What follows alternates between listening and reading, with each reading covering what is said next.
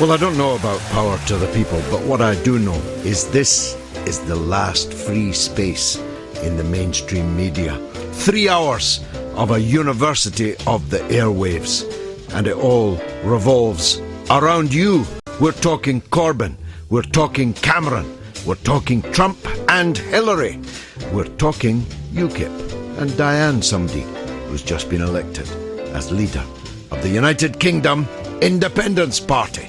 It's the mother of all talk shows. Now, we'll be talking about Donald Trump later with John Le Boutillier, the sage from across the ocean, because he's closing the gap. He's just 2% behind in the national polling, and he's ahead by up to 5% in 2 of the great swing states that deliver huge bumper electoral college votes. And you may recall, just a couple of weeks ago, I opined that I didn't think that Hillary Clinton's health was up to the fight. John Le Boutillier begged to differ, but events over the last few days would tend to suggest that sometimes happens that I'm the one that was right. Now, I have no animus towards the leader of UKIP, Diane James, but I'm going to predict this evening that UKIP is about to move into a sharp decline and ultimate electoral oblivion. I say so because they have achieved their raison d'etre, their purpose, which was to bring about a referendum and to win it, and because the 2 dominant figures in UKIP, Nigel Farage and Aaron Banks, who's a man with money and a man with ideas and ambitions too, if you ask me, they're going to start their own party, which will marginalise UKIP. Because UKIP is, as David Cameron once pronounced it, really a collection of fruitcakes underneath Farage. And those fruitcakes got off to a flying start today, where the brand new leader banned the leader of UKIP on the Welsh National Assembly from the stage and cancelled his 15-minute address, putting instead the man he had defeated for the leadership of UKIP in Wales and who has just resigned from the UKIP group. Eccentric? Well, you decide. And we'll be talking about David Cameron himself, because he's just hightailed it out of Parliament. We shall not see him again, at least not in the House of Commons. Having said that he would stay on as Prime Minister, whatever the result of the EU referendum, he resigned the next morning.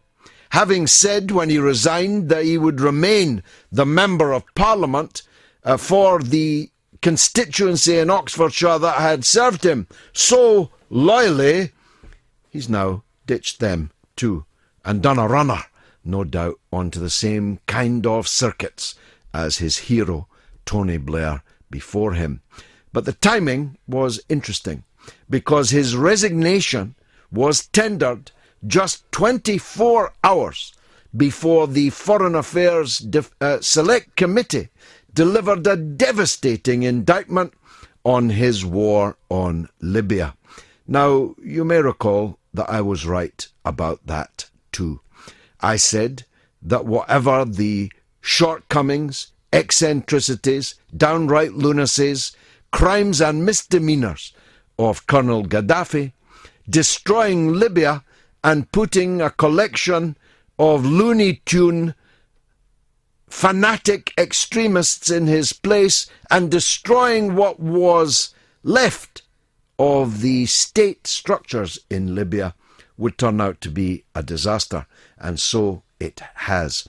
There are now not 1 Libyas, 3 Libyas exist now. In fact, 4 prime ministers in 3 separate administrations, all calling themselves the government. None of them has an army. All of them have a collection of heavily armed militias who use the hardware that they've got to murder each other on an industrial scale. Libya is now a collapsed state, which would be a matter of some regret in itself, but given that it has a Mediterranean coastline and is therefore a gateway to the European mainland, well, that's a blunder as well as a crime. We'll be talking about Hillary Clinton and Donald Trump, but I want to spare a few minutes to talk about the Labour Party, because the voting finishes on Wednesday and the result will be announced at noon on Saturday. The purge that we've been speaking about over these last few weeks here on the mother of all talk shows has begun to reach farcical proportions.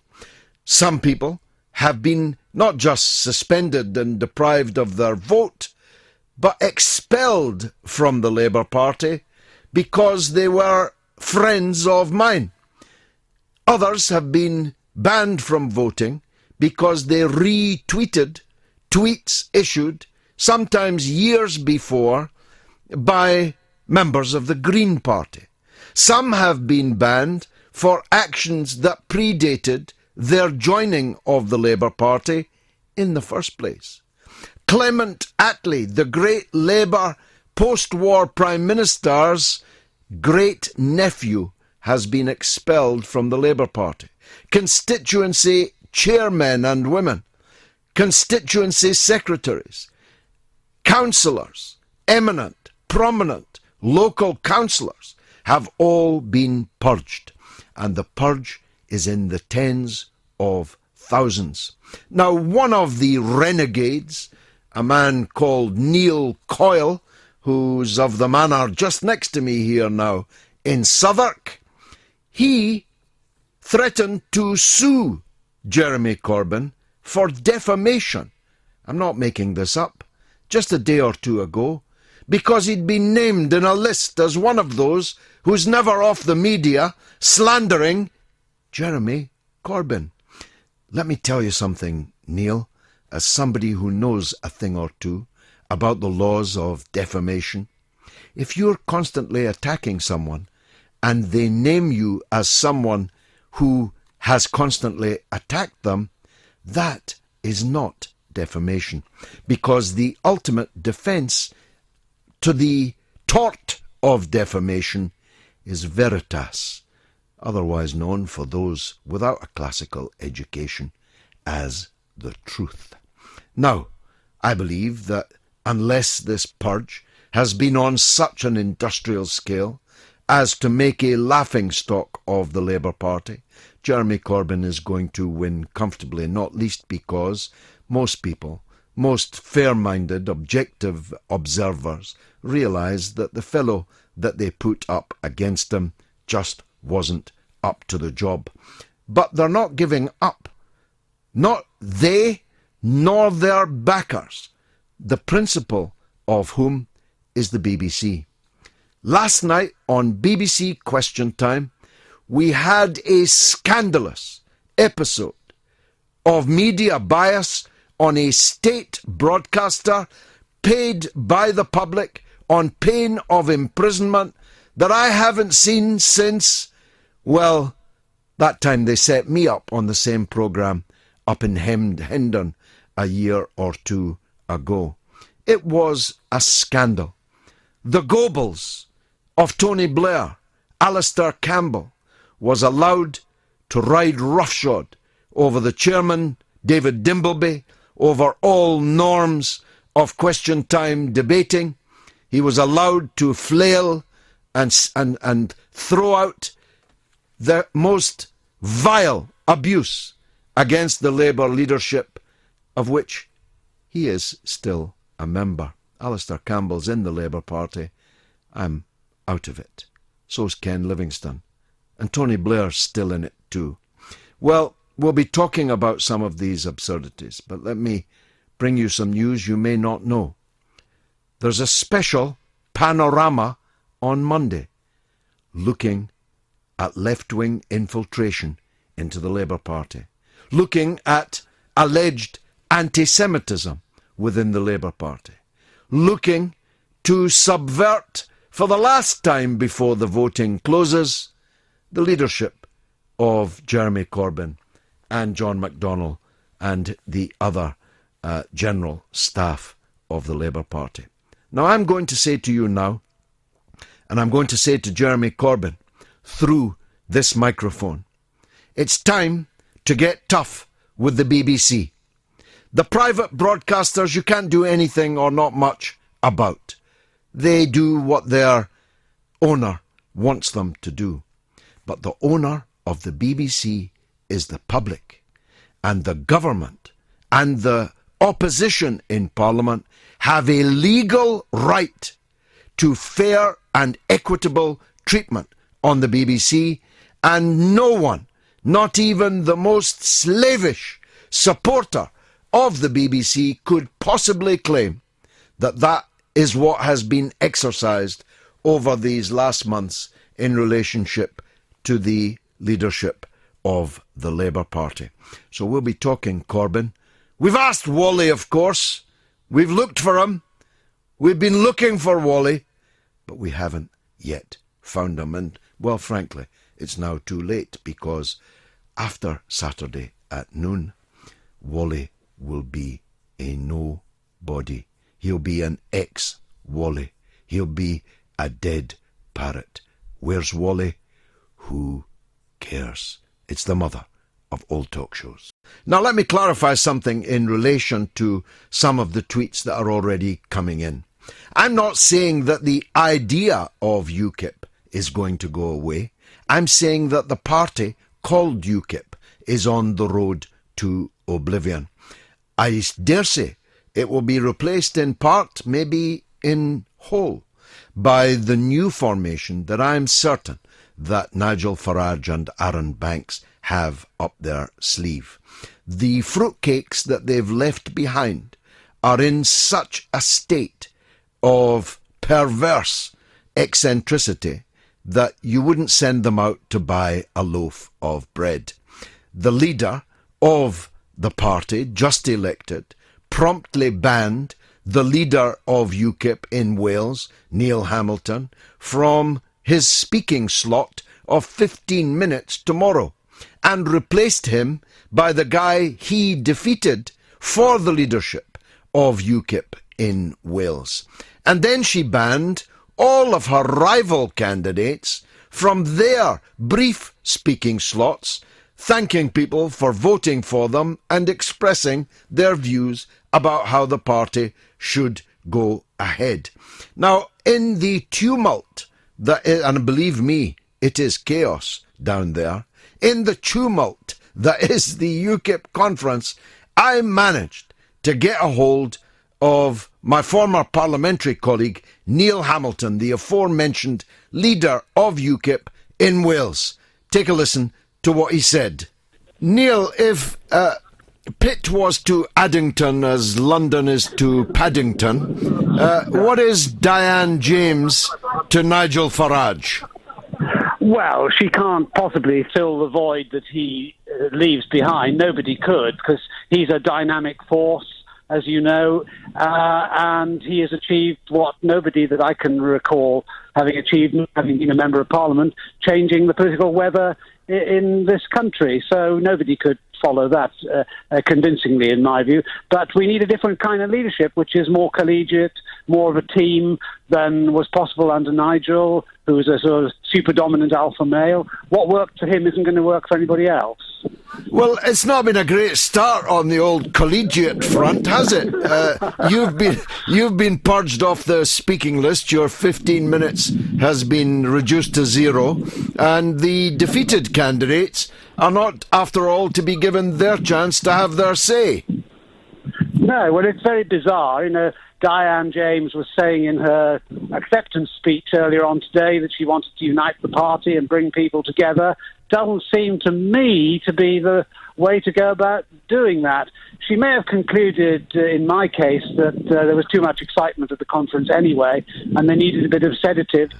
So they brought on Nathan Gill, who has just resigned from the UKIP group in the Assembly in Cardiff, and have him on rather than its leader. So I don't understand it, and I I've certainly not been given any reason. In fact, I've not even officially been told I'm not speaking. Well, if I were you, I'd just go up to the microphone. You might find you're on air. But I've always wanted to take a leaf out of your book, George.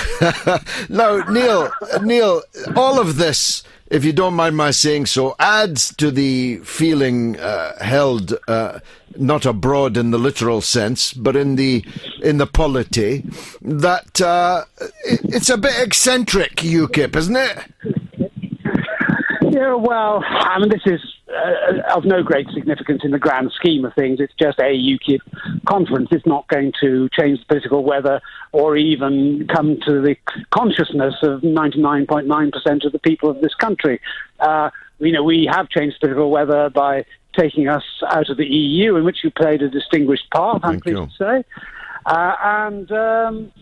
In Wales, I will remain the leader of the group in the Assembly, and we're livening things up there, as you would do if that happy opportunity came for you to become a member too.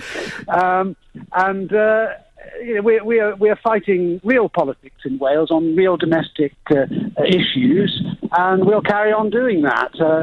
Nothing changes in reality. Well, the UKIP poll results and their achievement in the referendum can't be gainsaid, but the suspicion lingers that Nigel Farage and Aaron Banks haven't quite retired from political activity and may indeed be ready to pull a new rabbit out of the hat, rendering UKIP otiose. Well, that's always possible, of course. Nigel certainly is not going to retire or go away. He announced today, in fact, he was going to continue as the leader of the pan-European group that UKIP belongs to in the European Parliament, and he has brilliantly used the platform of the European Parliament in a way that nobody else has been able to make an international name for himself. Aaron Banks has only been in the party for 5 minutes, and I'm always suspicious of very rich people who think that they can buy political parties and use them as playthings. He has been responsible for posting a lot of vulgar abuse about me and others on social media, and I don't think that vulgarians really attract people to a political party. But I don't think that's going to matter too much. So you don't think they're going to set up a rival, in other words? Well, they might do, because Banks has been talking about setting up something like the five-star movement in Italy, but the difference is that Italy has a proportional representation system based on single transferable vote, which really destroys the power of big parties and establishment parties to control the entry to their profession.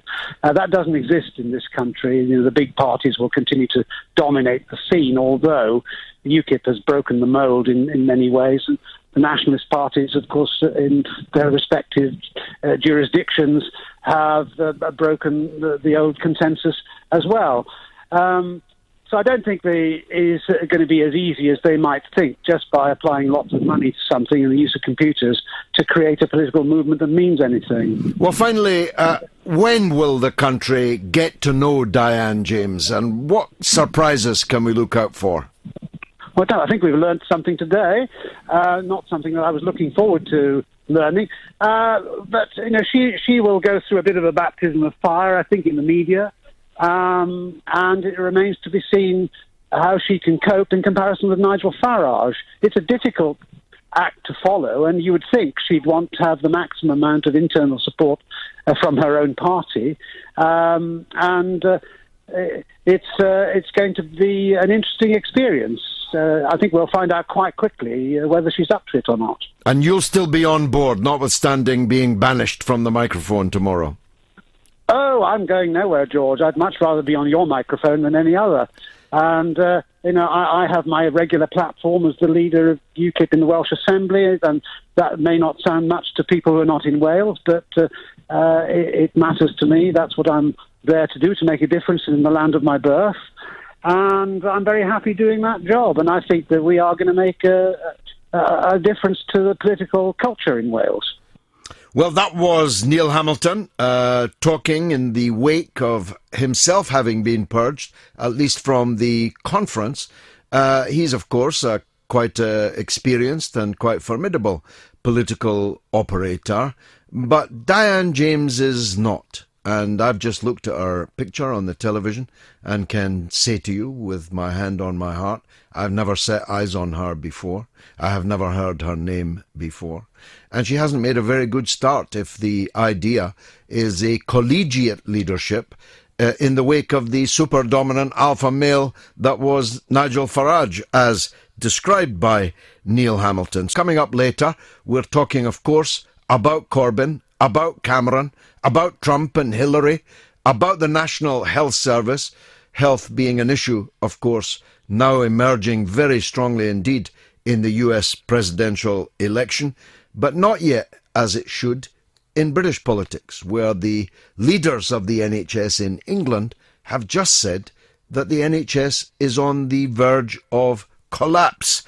Now, the galère of people, from the Human League guitarist to the grandnephew of Clement Attlee, the grandest of all Labour leaders, have all been purged, thousands of them, from voting in the Labour leadership election. If there was any fairness, any scintilla of justice, this would be a major political story in every single part of the British media. If Corbyn was purging thousands of supporters of Owen Smith, do you think you'd ever hear the end of it? But it's not just people who are famous, although my first caller has become, over the last couple of years, actually quite famous. She is the Essex Socialist. She runs a blog on Facebook and on Twitter, a collective of people. She's been bumped out of the Labour Party for something one of the collective said, not her, and not given any opportunity to appeal. And the punishment is because she's a friend of mine. Christina in Essex, welcome Hello, to the George. show. Hi. Now, Hello. just tell Hi. the listeners how this all came about. Well, it came as a bit of a surprise, really, because as you know, I'm very active locally at grassroots level. So, I've got a lot of very close comrades and you're very supportive of me. And I just, I'd been out with them last Thursday night. So we'd been on a UK Labour fundraising evening. Everything was great. And then I just received this letter on Saturday morning, well, an email really, with no evidence at all, just to say that I had been expelled from the party for, they say, campaigning for you. But you didn't. During the mayor elections. No, I didn't. But you didn't. You campaigned against me. You were out campaigning for Sadiq Khan, the Labour mayor of London. The crazy thing is, there's photographic evidence that Sadiq Khan himself has on his Twitter account, if you scroll back, and he actually comes to visit Harold's Wood to look at the Crossrail and to really just encourage us to get out and campaign. I'm there in the photo with him. I'm also out with Jeremy Corbyn when he came to Dagenham, and I was out campaigning that day. So I'm in the photographs there. There's so many photographs of me actually out campaigning, which makes it even more laughable. And this email didn't give you any evidence on the basis of which you have been not just suspended, but as I understand it, expelled. No, I've been expelled. But how can you be expelled without a hearing, without charges being put to you, without the ability to answer them? You can't be expelled, surely, on the basis of a simple email. It gave a date, but it didn't give any evidence. But as you know, George, the Essex Socialists started on Facebook as a small group because there was, not really any socialism or socialist groups within Essex. So I started it. And I have, a couple of admins. There's a small team of us. I don't work alone. And, the post could, have been put up by them. Pretty much it's definite that it was, so I don't work alone. So, I mean, it's not even in my own name. So the Essex Socialists is a group. Do you see what I mean? So it's not even in my own personal name. So they can't say, there's no proof that I posted anything because it's not even in my own personal name. It's in the name of the group.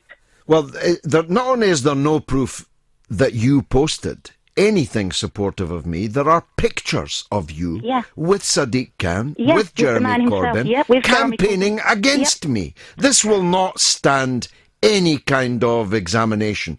And I know that Jeremy Corbyn is aware of your case. And this is one of thousands that are going to have to be dealt with after this, including my own case. As you know, I'm demanding that my expulsion over the Iraq war be lifted.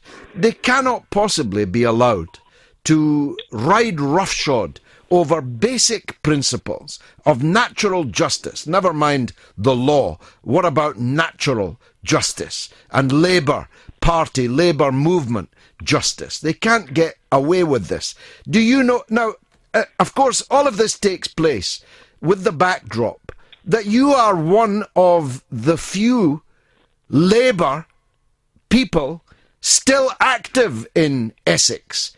Very active, very, very active. You know, we're out quite often. I saw you last weekend. You were out campaigning to save the Art Deco cinema. Yeah, save the towers. But also we were out the week before encouraging, you know, local people to join Labour. So we're out all the time. We're out again tomorrow. They're out again tomorrow. So it's just so stupid. And the only thing is, what I find most ridiculous, George, is that they give that date, but a couple of weeks later, I'd gone through selection panels because, as you know, I was shortlisted to run for council for Havering. So that makes it even more laughable that I got through the selection panel. So I don't know how they can throw this at me now. Well, I do, because they know that you intended to vote for Jeremy Corbyn. 99% or more of those who've been purged were Corbyn supporters. We know that it's thousands. They refuse to say how many thousands. Their game is either to cheat Jeremy Corbyn of victory or to so reduce the margin of his victory as to break both his legs, politically speaking, so that he stumbles on and they get rid of him the next time. It's so obvious, a blind man could see it. Oh, I totally agree. But, you know, obviously I'm still here supporting Jeremy, and I will appeal whatever action I have to take and however loud I have to shout. They will hear, because I rang them the other day, and whoever I spoke to, lady I spoke to, got my details up and said, in your case, you cannot appeal. Well, I'm just not satisfied with that at all. That just doesn't hold up. There's no organisation in the entire country that would be allowed to expel someone from their ranks, especially in these circumstances, with no appeal procedure. I've got to tell you, I was broken-hearted when I saw your picture with Sadiq Khan campaigning for Labour against me, because we're friends. You hurt my feelings. And for you to be expelled on this ludicrous pack of lies is just preposterous. Christina, tell people how they can join your group, the Essex Socialist. Well, the Essex Socialists, we're a small closed group on Facebook. It's only about 165 of us. Obviously, you know, we've got growing good awareness on Twitter, but, you know, we keep that quite small so that it's more personal. So anyone can join on the Essex Socialists on Facebook or follow me on Twitter. Christina, the best of luck. I'm sure we'll be talking again. Thanks very much for joining us. Julian Yu says, UKIP won't disappear if Smithy wins the Labour leadership, and he persists with his silly second EU vote, but hopefully he won't. He won't, Julian. Will he? You can, of course, tweet me as has you made me miss. UKIP did the job of making controlled immigration a topic for debate, not just hate. So applause, and now bugger off. I suspect that's what's going to happen. Phase 1 of UKIP is over, says Freedom, ! Phase 2 is just beginning. UKIP to eclipse the Lib Lab con within 5 years. Mark my words. I've marked them, Mark, and if God spares me and I'm here in 5 minutes, I promise you, I'll make a fool of you. Chris Askew says wrong. I'm Labour and will switch to UKIP in a trice if Corbyn persists with his open-door immigration policy. I think you'll be pushed to find UKIP in a few years' time. That's my prediction. Remember, you heard it here. Hello, George. Owen Smith comes across as an oily rag, and Alistair Campbell is probably one of them, keeping him lubricated, says Colin. I better not go too far down that road. Con Creedon says you could apply the same critic to our state broadcaster, RTE, Ireland Establishment Echo Chamber, yet socially funded. I'm sure that that's true. Now, there's a deluge of people, understandably, because thousands have been purged, who are now contacting us about their own stories in the great Labour purge of 2016. One of them is Peter in Wigan, and he's up next. Go ahead, Peter. Yeah, hi, George. Hi, tell us what happened to you. Thanks for giving me the opportunity to speak. I joined the Labour Party for the first time ever on the same day that Jeremy Corbyn was elected. Yeah, a lot of people did. Yeah, because I saw hope in the fact that the Labour Party would be restored to its original roots. Within a couple of months, I was expelled, and I received a letter from the NEC saying that I'd been expelled and I had no right of appeal. I phoned them and badgered them, and eventually they allowed me an appeal. And I found out that I was expelled on the basis of a pack of lies from the Labour Party constituency, led by Wigan Council leader Lord Peter Smith, who actually libelled me and slandered me by accusing me of physically attacking a Conservative candidate, which I would never do, but if I had, he wouldn't be still standing, and at an election count, when the police were present and everything else. And on the basis of that, the NEC, this tribunal, confirmed the expulsion. And as far as I'm concerned, the only reason I was expelled was because I supported Jeremy Corbyn. And that's my story for you. Well, I'm grateful for it. Thanks very much, Peter. Others can give us theirs. Trotsky says, spot on, George, on UKIP. UKIP in decline as the smart ones flee the sinking ship. But Corbyn holds the key. I think that's right. John Joe says, do you think the gerrymandering is worth it if it means mandatory deselection of the plotters? Well, this is obviously not a matter for me, but if my advice was sought, I would separate out the worst offenders and I would expel them from the Labour Party. You don't need me to name them. They're on the television, on the radio, in the newspapers, with monotonous regularity. That's a small number of people. Everybody will be up for reselection if the Boundary Commission's proposals go through, because every constituency in the country is about to be altered. And when it's altered, then different people have the right to challenge each other for the nomination. They've been trying to reselect Jeremy Corbyn. So reselection's in their blood, in their genes. The MPs, from the day and hour that Corbyn was elected, have been seeking to have him deselected. So if it's good enough for them in relation to their leader, what's wrong with them having to face reselection from their own members? After all, their own members are the ones that got them elected and will be expected to get them elected in the future. Now, that again, I believe, will affect a relatively few people. Larger number, but a relatively few people.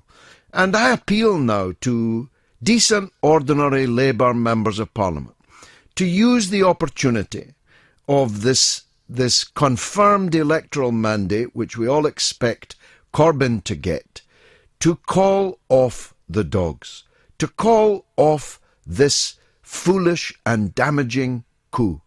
I see people on the television. I saw one the other day. His name was Kyle. I've never heard of him before. He's the MP for Hove, apparently, with a wafer-thin majority, I might add. And the things he said about Jeremy Corbyn frankly rendered him unsuitable to be a member of the Labour Party. They quite clearly, in big capital letters, his interview, which Sky played endlessly throughout the day, brought the Labour Party into disrepute. In short, what he was saying was that whatever the members decide next Saturday, a week on Saturday, that will not change anything. That he has no confidence in Corbyn now, he won't have any confidence next Saturday or the Saturday after that, and he's going to continue saying so. Now here's the point. When the general election comes, this man has to go to the electors and ask them to vote Labour in order to put Jeremy Corbyn into Downing Street, having told the voters for 5 whole years, that Corbyn is some kind of turkey, that Corbyn is not fit to be the leader of the Labour Party and is not fit to be the Prime Minister. So what are you going to say to the voters? Vote for the guy that I've told you for 5 years isn't fit to be the Prime Minister. Some of them even use the T word, call Corbyn a traitor, not making that up, a traitor because of his foreign and defence policies, which are widely shared. How can such people then go and ask people to vote Labour at the next general election? So these kind of candidates are signing their own political death warrant. But I believe, I pray, I hope, I plead that the majority of Labour MPs will now call off the dogs and return to doing their job, will take positions, if offered them, from the leader, the elected, twice elected leader, and get on with opposing the Conservative government, which is there for the taking. Corbyn gave a good political hiding to the Prime Minister this week in the House of Commons on the issue of grammar schools that we talked about last Friday. It was a tour de force by Corbyn. He absolutely destroyed the Conservative argument, so much so that even some of his worst enemies were cheering. That's what can be achieved if everyone unites and pulls together, and if they don't, frankly, they're on a one-way ticket out. Here's Steve in Nuneaton on this very question. Go ahead, Steve. Good evening, George. How are you? By the grace of God, I'm good, thanks. Pleasure to speak to you this evening, And George. you.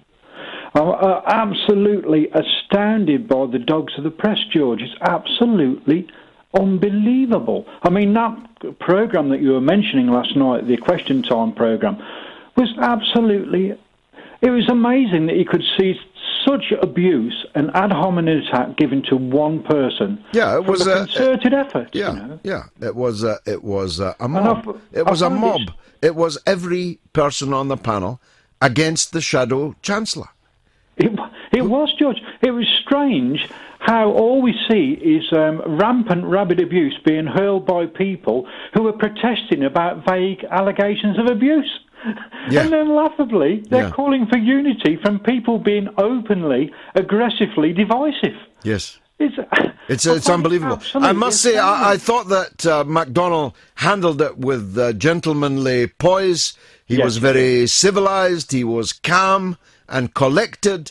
And any fair-minded person watching would feel sorry for him up against that mob. Yes, I think so.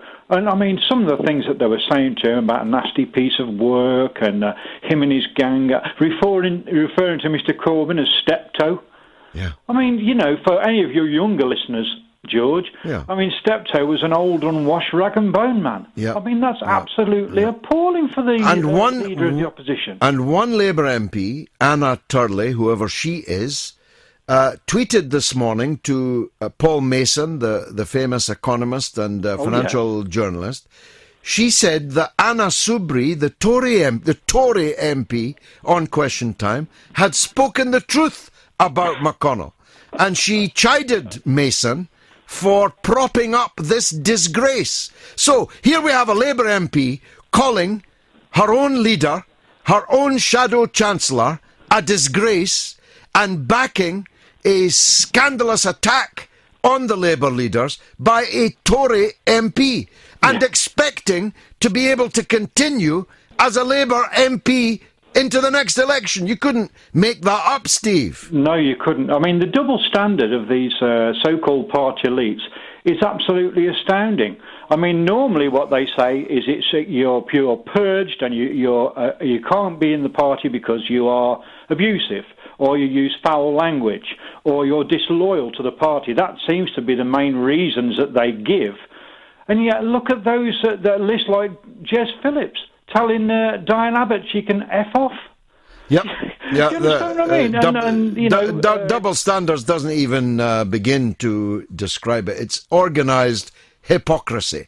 And the conspiracy in the so-called mainstream media in support of it is an absolute disgrace, an absolute scandal. It really, really is, George. I mean, we mentioned that about the boundary changes. Now much more of it has come to light. It appears like there's going to be at least 30 Labour seats which are going to be dissipated away. I'm not exactly sure, George, but I think it would mean that Cameron's... Whitney. Cameron's majority, if it was in force now, would have gone from 12 to 30. Yeah. I think that's what they're basically saying. If I can recall correctly what was said the other night, I didn't hear all of it, George. That's roughly the shape of it. Steve, thanks for the call. That was Steve in Nuneaton. We're discussing UKIP, discussing Corbyn. We're going to be discussing Cameron and Libya and the scathing attack on the Libyan war made by a House of Commons Select Committee this very week. And talking, of course, about Trump and Hillary. We're talking about the political scene across the oceans. And we're about to talk to a man who knows about the crisis in the National Health Service. There was sadness throughout the service when Jeremy Hunt was told that normal service would resume after Theresa May did her cabinet reshuffle. Since then, Jeremy Hunt, and I'm choosing my words carefully, has been a complete disaster. And the service is upside down, up in arms, and on the point of collapse. The heads of the NHS in England warned a week or so ago that the service was on the brink of collapse. In a sane world, that would be a cause for a major national debate. Indeed, almost nothing could be of greater import. The National Health Service, relied upon by almost all of our people, from the cradle to the grave, valued by almost all of our people, greater than any other British institution, the jewel in the crown of our British civilization for what it is on the brink of collapse, claim the people who run it. Now, I haven't noticed any great sense of urgency on the political scene about that, and even less in the newspapers and on the mainstream media. So let's talk to Roy Lilly, who's a former NHS Trust chairman, about the crisis, including the crisis over Jeremy Hunt's weekend effect claims. Roy, thanks very much for joining us. Good evening, George. Good evening. Good evening. Just survey, if you would, how bad things are. Well, they're as bad as I've known them, I think. I've been in and around the NHS since the late 70s. Money is really very tight. There's a staffing crisis. In 2010, the then coalition government had started their austerity economics. They cut most public services, and the NHS got a small amount more, about 0.1% uplift per annum for the 5-year spending cycle between 2010 and 2015. Now, every year, as you'll know, the demand for NHS services goes up by around 4%. It's starting to creep up above 4% now, but we'll stick with 4. So you don't have to be an economic genius to realise that if you've got a 1% uplift in your money and 4% growth in demand, there's a big gap. Well, between 2010 and 2015, that gap was about 20 billion. The NHS kind of struggled to make it up. They got to about 19 billion and gave up. And now we're in the new spending cycle, which is 2015 to 2020. The NHS has to find 30 billion in this spending cycle. The government have stumped up about 10 billion up front from the total allocation for this spending cycle. That's gone to pay off debt and sort out overheating local health economies. Some of it's being reserved for transformation and sustainability, and money is like the song says, is too tight to mention.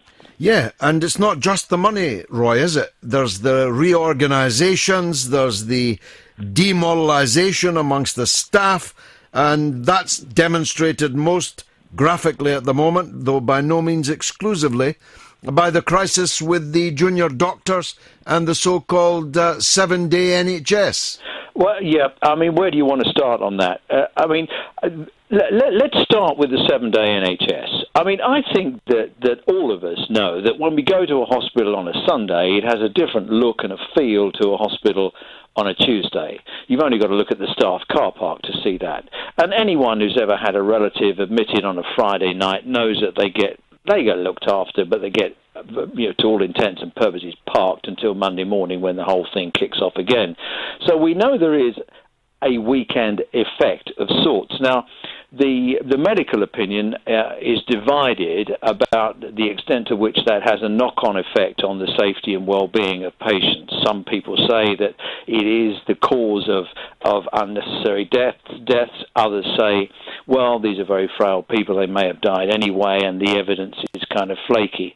But I think common sense tells you that the NHS is different at the weekends. Now, in the midst of all that, for some inexplicable reason, which I don't know anybody who can give a really sensible answer to this, we've ended up with the Secretary of State, Jeremy Hunt, having a fight with junior doctors and their contract and praying in aid of his reasons for wanting to change the contract, the fact that junior doctors need to work weekends. Well, it's crazy. We all know they work weekends. Yes. So, I mean, where is that one going? Well, the junior doctors have balloted for 3 more series of strikes. One was in September, which they've called off, one in October, one in November. Now, the important thing here, George, is that these are not just one-day strikes. They're coming out for 5 days at a time, walking out of emergency care. That means that the consultants will have to abandon effectively their jobs and go and prop up A&E and places like that, and it will absolutely cripple the NHS. I mean, the waiting lists already have been increased simply by the fact the NHS beds are bunged up because social services can't help us get elderly, frail people home. So some of what we call the elective procedures, that's things like hips and knees and cataracts and hernias and stuff that we're on a waiting list for, they're all getting parked, and the waiting lists are getting longer and longer, and I think the NHS has pretty much given up on waiting list targets. So if you have a strike of 5 days out of a month, then I think the NHS will be on its knees. And so where's it going? Well, my guess is that the medical profession as a whole is kind of frightened of the consequences of this. There's no question about it. The junior doctors were sat on by the BMA and their senior colleagues to pull back on the strike that was planned in September, and I do believe that the chief executive of the NHS, Simon Stevens, personally intervened with the head of the BMA and said, look, if you do this, we will not be able to cope. We haven't got enough time to plan. So I think there's a kind of worry amongst senior doctors that this actually will push the NHS over the edge. In terms of the contract, what are the outstanding issues? Well, I don't believe that they're irresolvable. I think that they are sort of bits and pieces that can be sorted out. And a strike, I think, would be shown under these circumstances to be entirely disproportionate. So my guess is common sense will prevail. Now, Jeremy Hunt seems to glide across it all rather serenely as a swan. Is he paddling like hell underneath? I mean, is he doing anything to bring this under control? Well, I think he is. I mean, what's interesting to me is we've got a new Prime Minister, Theresa May, and she, once she sorted her cabinet out, she got rid of a lot of well-known names, and she could easily have got rid of Jeremy Hunt. That would have been a standout, obvious thing to do, even if you liked him. Yeah, you could have had a fresh start. Exactly. Well, you're a political veteran. You know exactly how it works. You say to someone, "Look, you've had a good run at this. You're the longest serving Secretary of State for Health." But we've got a lot of intractable problems. Let's get somebody else in there with a fresh pair of eyes, and perhaps we can row back on some of the stuff that you can't row back on.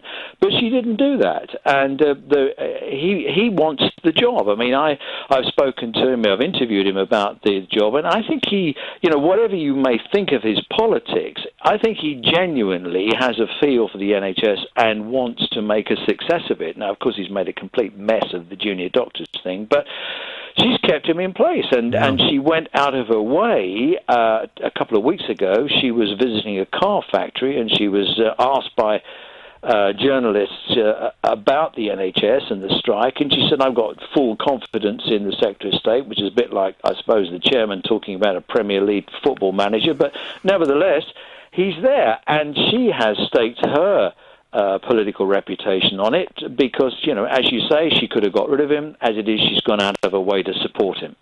Well, that you see, is now two big issues, hot potatoes, that she's put, therefore, on her own desk. One is the grammar school issue, where she's clearly out in front as the leader of it, even though it doesn't have majority support in the House of Commons, and her backing of Jeremy Hunt.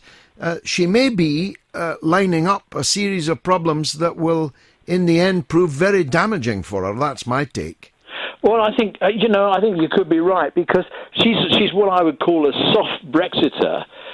She's been pretty clever in putting the key protagonists for Brexit in the key positions to deliver it. Fox, I think, has had very little experience as a cabinet minister. Davis is as kind of Machiavellian as it gets. And Boris, again, is as much as he may be a huge character, he's very inexperienced. And one wonders if she's put those three people in, the three musketeers, in to fail. I mean, that's not an impossible scenario. So she has only a very slender majority. Let's not forget that it's a small majority, and I think the Tory party is still split pretty much down the middle over whether to Brexit or not. And so you're right, she's walking a political tightrope. Well, of course, sometimes the tightrope walker makes it across, and other times they fall off. Roy Lilly, thanks very much for joining us. Former NHS Trust Chairman Roy Lilly, a man who knows what he's talking about on the NHS. So that's another ball in play now in the mother of all talk shows this evening. Generic name on the Labour purge says, worse still is to be expelled by someone sitting behind a spreadsheet with thousands of names. Well, let me tell you that one of the very few, it's a very small group, of people who are sitting with a spreadsheet of thousands of people's names is a member of the National Executive that's just been voted off, who is an open supporter of Owen Smith, has just been voted off the National Executive, but in the few weeks left of her term is sitting there with a spreadsheet with thousands of names on it. Now, if I were the leader, I'd be in there insisting on knowing, A, exactly how many people have been purged, and B, the reasons why. And if they didn't give it to me, I'd hand them their P45. Kathleen Ann says double standards with the purge are rife. Smith supporters openly applauding and RTing Tory Anna Soubry on Twitter. That's a fact, including Labour MPs. That's cheering her for describing their own Shadow Chancellor of the Exchequer as a nasty piece of work who's involved in the leadership of a gang. You really couldn't make it up. George, these so-called Labour members and supporters, it's all about Labour's aims and values, huh? Indeed. Kathleen, you're right. Haravik says we can only hope UKIP disappears. Before Farage ditched their manifesto, it was terrifyingly right-wing. And Farla Hines says that fact alone is proof positive that double standards are at play here as the media turns a Nelsonian eye to it. Now, Mark in Liverpool only follows the media when he's in prison, so he's obviously at large at the moment because he wants to take issue with me over question time. Mark, what have you got to say? Hello, George. Yeah, listen, I'm absolutely fuming with you, mate, and I'll tell you now, and I'll tell you why, and I'm absolutely a bit gutted with you, to tell you the truth. Anyway, I want to say to Christine earlier, good luck with your appeal, girl, and I'm right behind you all the way, so good luck there. Let's get back to question time first, George. Yeah. Let's say it how it happened. How it started, right? Campbell was totally passive towards McDonnell, totally passive. As soon as Shoebury opened her mouth, right, and called him what he did, McDonnell responded. He didn't respond to Shoebury. He went straight for Campbell, and that's when things went downhill. He didn't attack the Tory, he just dissed them. The abomination that is Anna Shoebury. He didn't attack her, went straight to Campbell. And as far as everyone ganging up on him, wait a minute, no one was ganging up on him, but why would you expect any favours off the SNP or Quinton Letch? McDonnell brought that on himself, beside the abomination, let's forget it. And I'm just disappointed you haven't said it, how question time happened last night.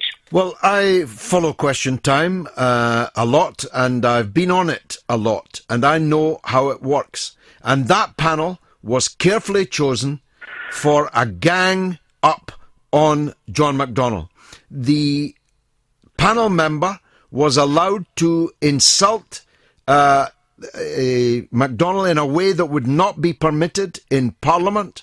You would not be permitted in Parliament to say about McDonnell what she said about him on Question Time, which is supposed to be a kind of Parliament monkey. And Campbell, far from being passive, was belligerent, malevolent. He's never been passive in his puff, Mark. He doesn't even ask for a cup of tea in a passive way. He was there to be a part of a gang-up on McDonnell. And it's only McDonnell's gentlemanly pursuit of truth and justice, McDonnell's politeness and his parliamentary manners that allowed him to come out ahead, in my view. Yeah, but George, that's not the reading of it. That's not what happened, mate. And we can disagree on that.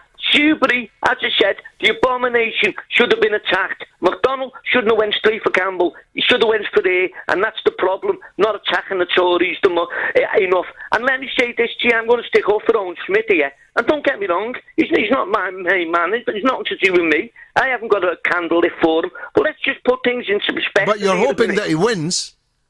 Listen, I'll tell you, I am hoping that he wins. Well, don't say you're not holding a candle for him.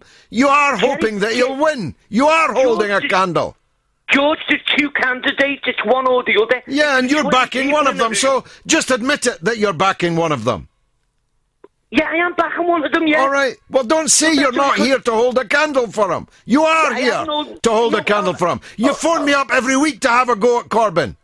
I'm not having a go at Corbyn, and you're out of order there, Judge, because you know I think a lot of Jeremy Corbyn, and his policies mean a lot to me. You know that, mate. You just hope that he gets beaten. No, listen, let me say, I'm gutted that it's even taken place. Let me say something for you. Let's just take Jeremy Corbyn out the picture, right? I'm in it right, and we're going into election now. Think about what we've had to put up with for the past 20 years, and this Owen Smith suddenly come up. Like, let's say, never saved with Blair, got no history of voting against his party. Left-wing views are plenty, similar to Jeremy Corbyn. That's nonsense, and you know it. That's all completely invented. He's reinvented himself. He supported the Iraq War. He said it was a gallant attempt to fix things in Iraq. He abstained on the welfare bill. He's got a long record as being part of the South Wales Labour Tafia, the right-wing Labour hegemony in the south of Wales that has presided over a collapse in Labour's position in South Wales. He's presided over the rise of UKIP in Wales, the rise of Plaid Cymru in Wales. That's what right-wing Labour has done in Wales. George, I'm not meaning to laugh, mate, but listen, we've got a decision to make, mate, and I'm telling you, we've got to get rid of a Tory government. I'm not against Corbyn. You've got me wrong. I'm telling you, in this current climate, right, people like you and me and as left-wingers we are, we've got to accept it's not right for the country. It's not going to happen, right? And you just told me that Owen Smith is also left-wing. So he's not. So he's not right wing. He's not right for the country either. Wait a minute. We've got a Labour candidate, right? He's totally into nationalisation. Get all nationalisation back. A 200 billion borrowing. He's going to try and get back behind the unions. To me, that's a touch. There's things I don't like, but that's the way the world's gone, and that's politics. Mark, you know that you're not allowed to nationalise in the European Union, don't you? He wants not only to stay in the European Union, but he's insisting on rerunning a referendum we've just had where people voted to leave the European Union. George, I know, but you know what? I know you want it out, but I think he's got a point. I think he's got a proper point. I don't think that people went into that election knowing what they were thinking. Mark, that's entirely legitimate, what you just said there. But don't say at one and the same time that he's all in favour of nationalisation and he's in favour of staying in the EU when nationalisation is illegal if we stay in the EU. I've stumped you, haven't I? No, no, George, you haven't.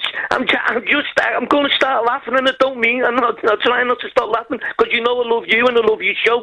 It's not me. There's bad and there's good, and we don't know where we stand. This Brexit has left everyone flummoxed, and just to say, well, let's leave and wait for this Article 52, and then we're off. It's not good enough. No one is holding the Tory party to account. Nobody. You're missing my point, Mark. You're missing my point. My point is that you are seeking to face both ways. You say that Owen Smith is left-wing, and in the same breath you say that the country's not ready for a left-wing leader, but you're supporting Owen Smith. You say he's in favour of nationalisation, when in fact he's in favour of defying the result of the referendum and staying in the EU, which makes nationalisation illegal. You are facing both ways at the same time.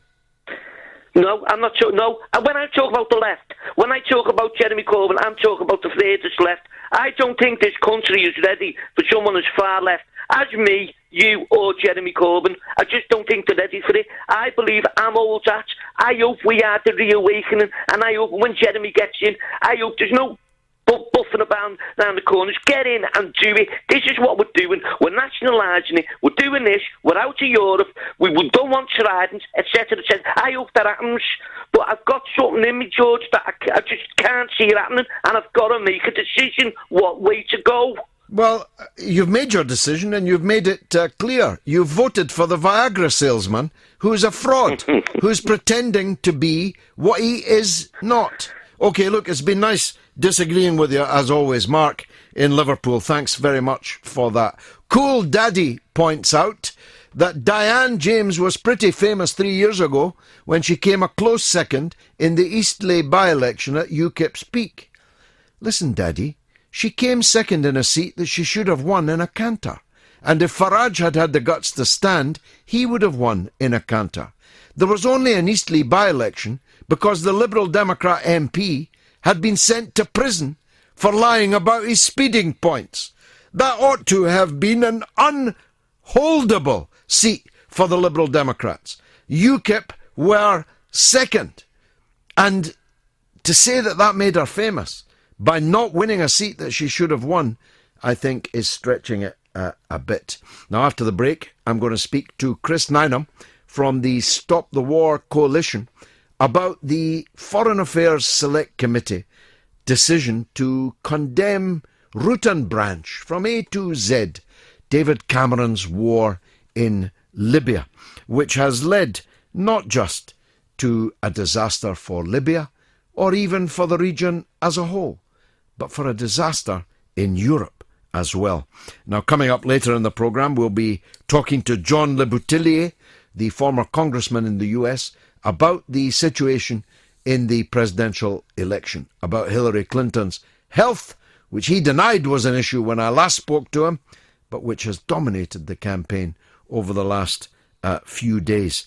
Now, the Foreign Affairs Select Committee, in a scathing report, said that David Cameron and Nicolas Sarkozy's war in Libya was ill-conceived. It said that it had taken no account of the character, of the nature of the fanatics that the NATO forces were then dragooned into supporting and putting into power.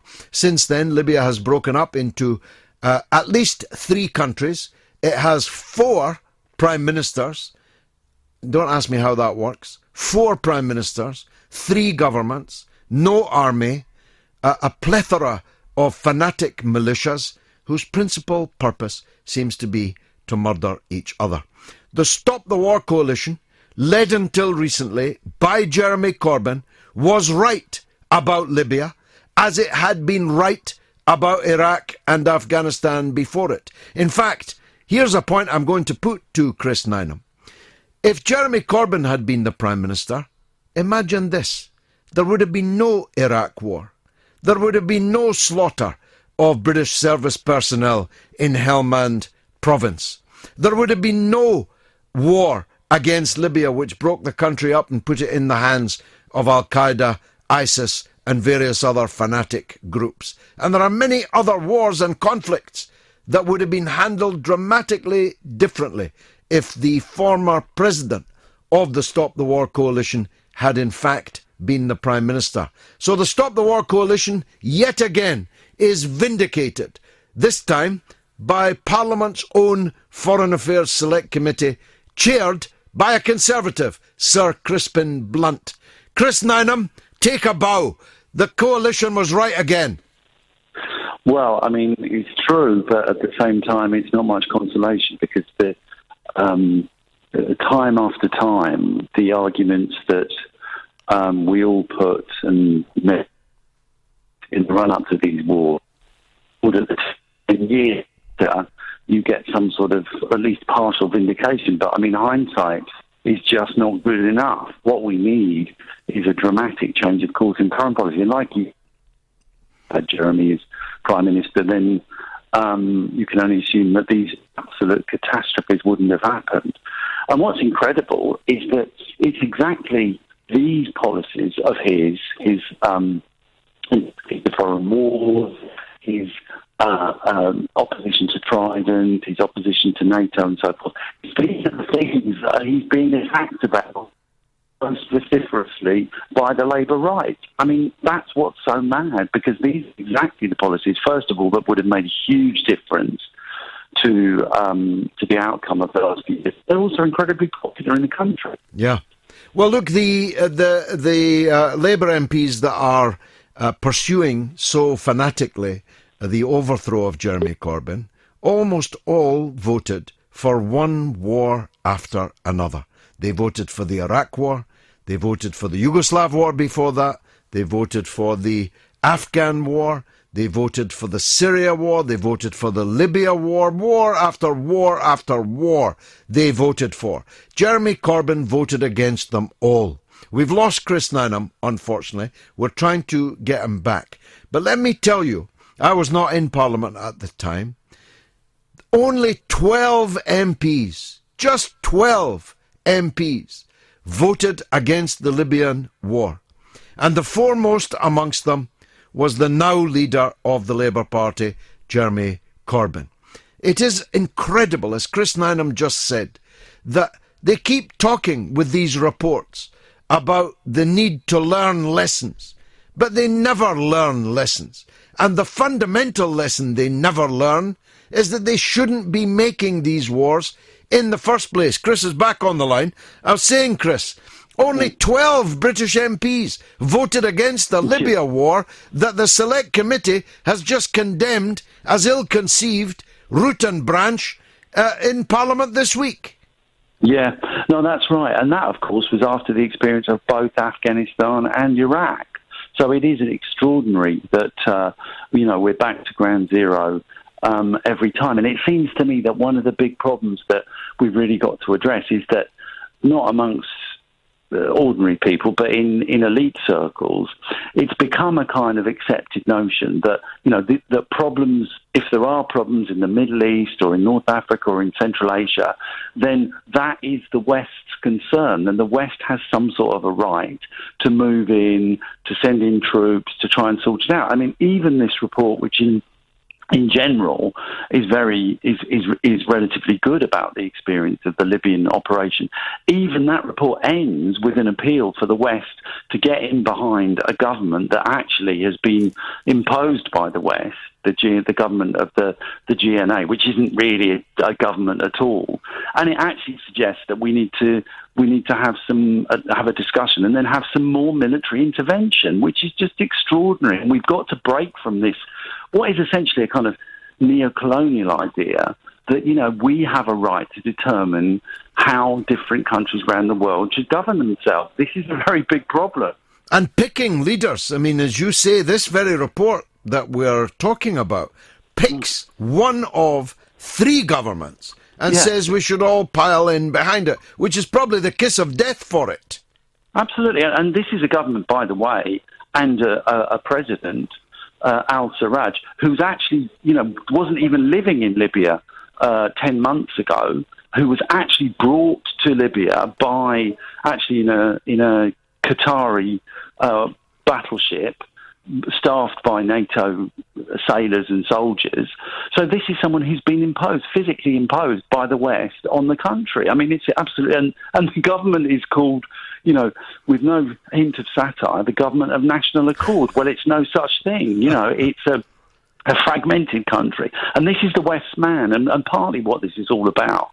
I mean, it's sordid and it's cynical, but what it's about is it's who's going to control the oil in Libya and the gas in Libya, because Libya is the biggest producer of gas on the African continent, and it's the biggest source of oil anywhere near Europe, or the nearest source of oil to European countries. So that's largely what this is about. It's another scramble for Africa. And he doesn't control the oil and the gas. We're actually backing the guy who doesn't control the oil and the gas, hoping that our backing will get his hands on it.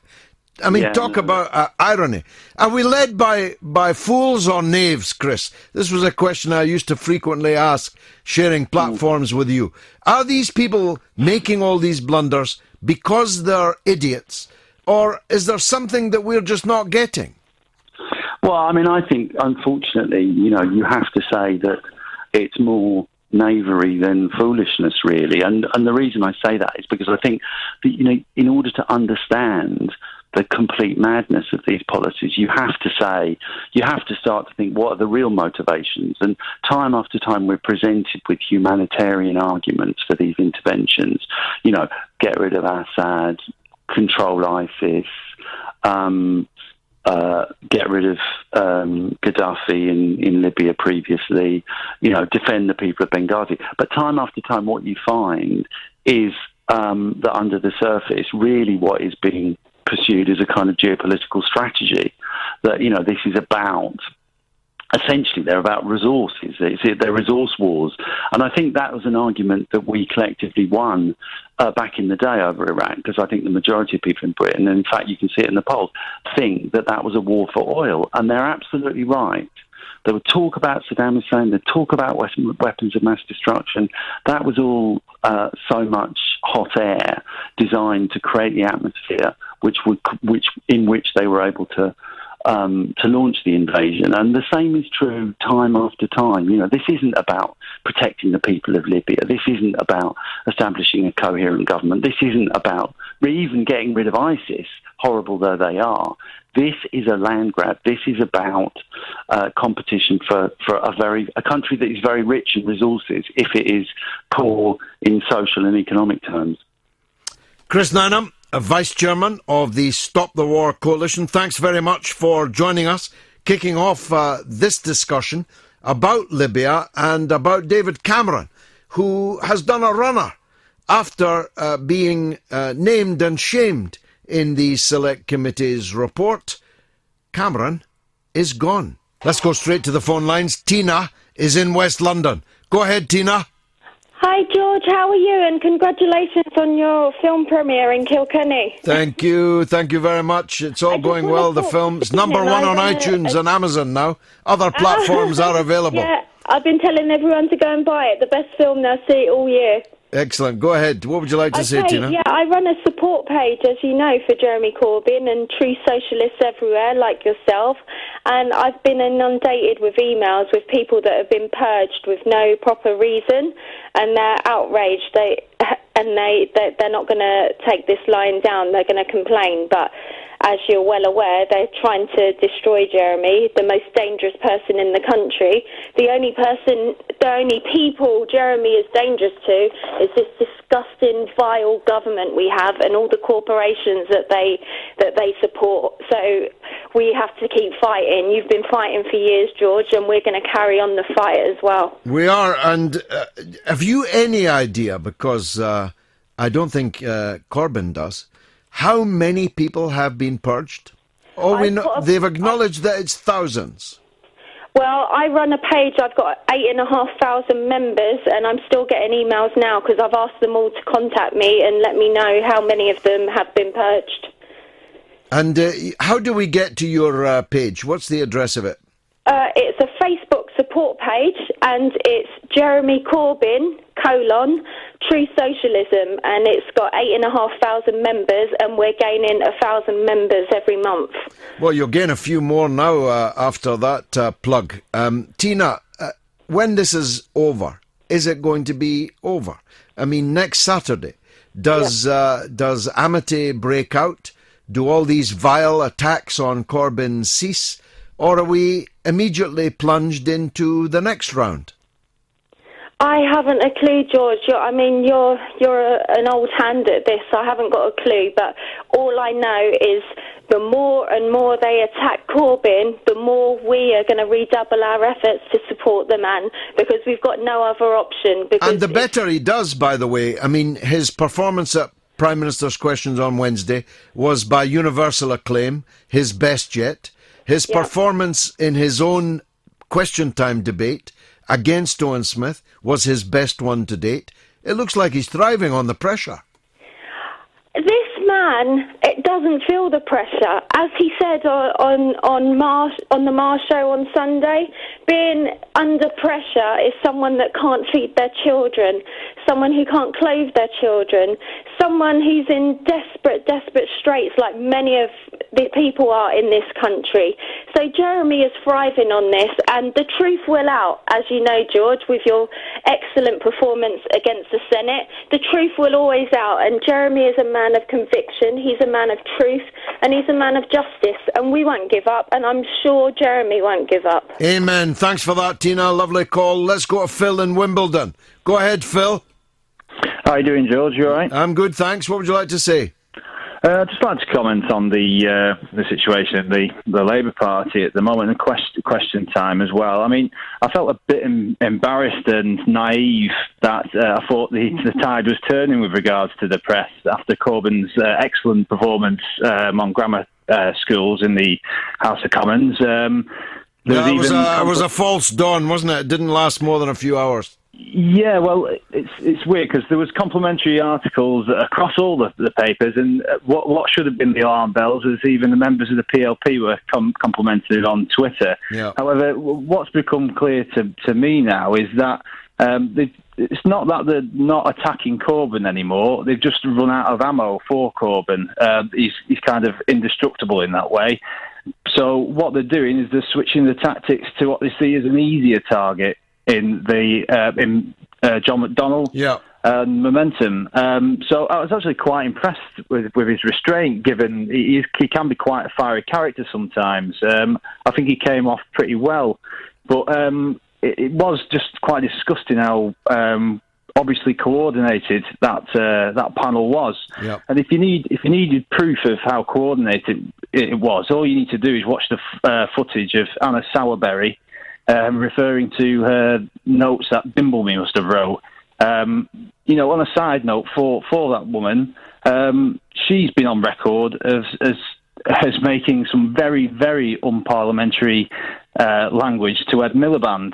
I can't repeat it because I might get purged. She likes a wee drink, does Anna Sowerberry. Well, I'm not surprised. And also, she's only last year she was claiming £14 expenses for delivering poppies for Remembrance Day.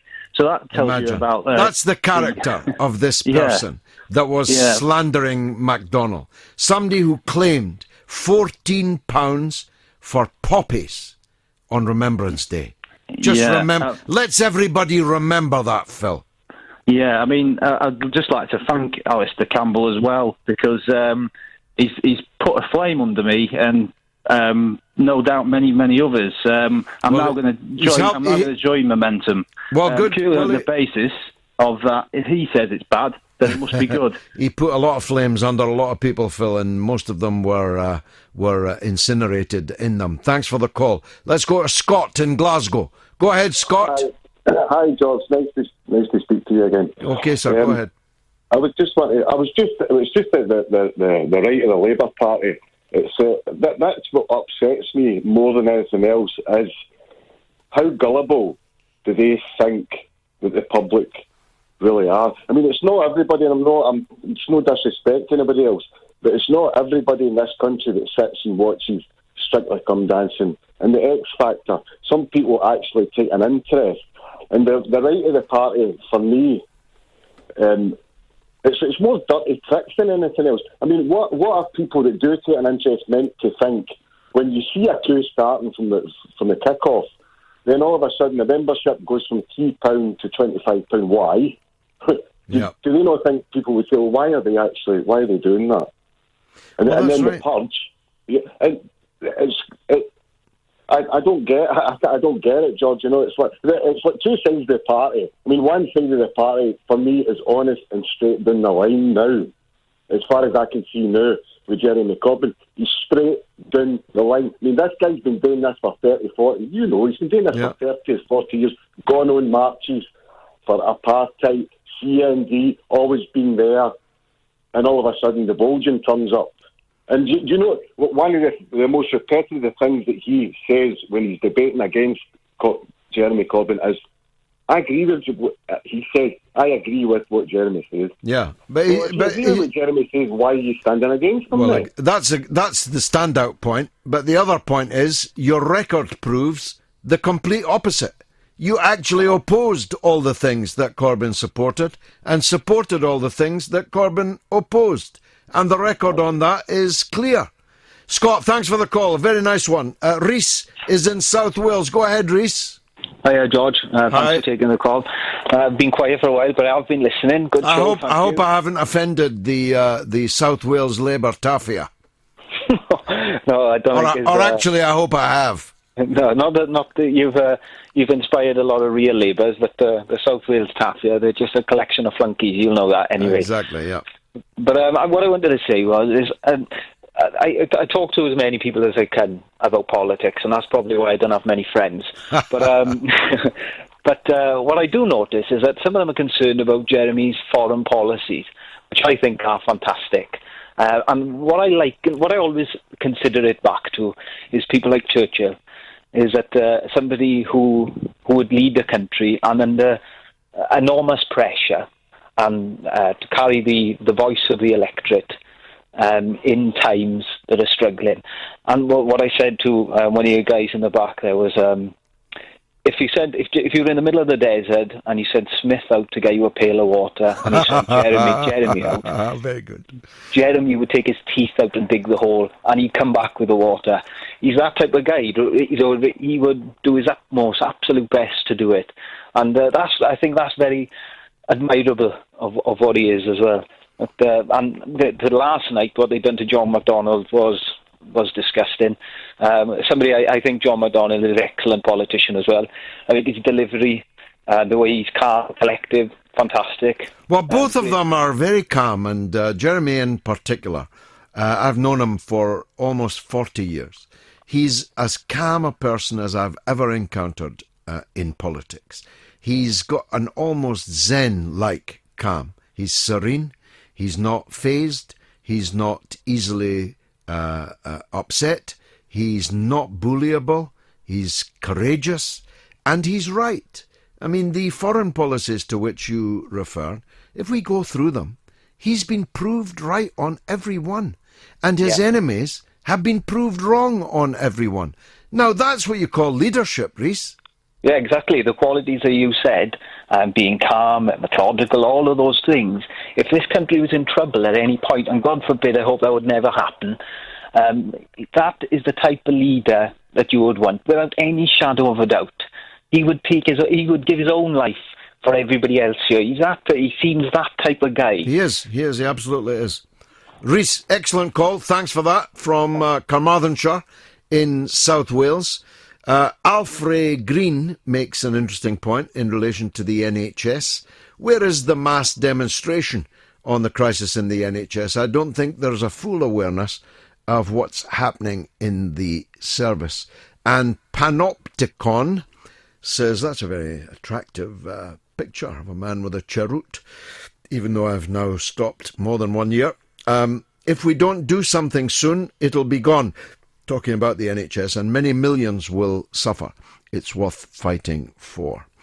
The Duke says they'll continue to swell the number of Tories as they steadily migrate to the corporate party. He's talking about the plans of the Labour right after this election.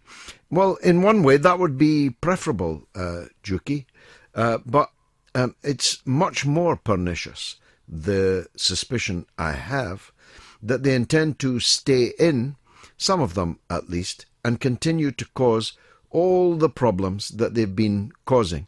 Despite which, Corbyn keeps on winning. Labour had a 10-point rise in its majority in the mayoral election in the London Borough of Hackney this week. 10 points up. And the Greens beat the Tories into third place. Corbyn keeps on winning elections.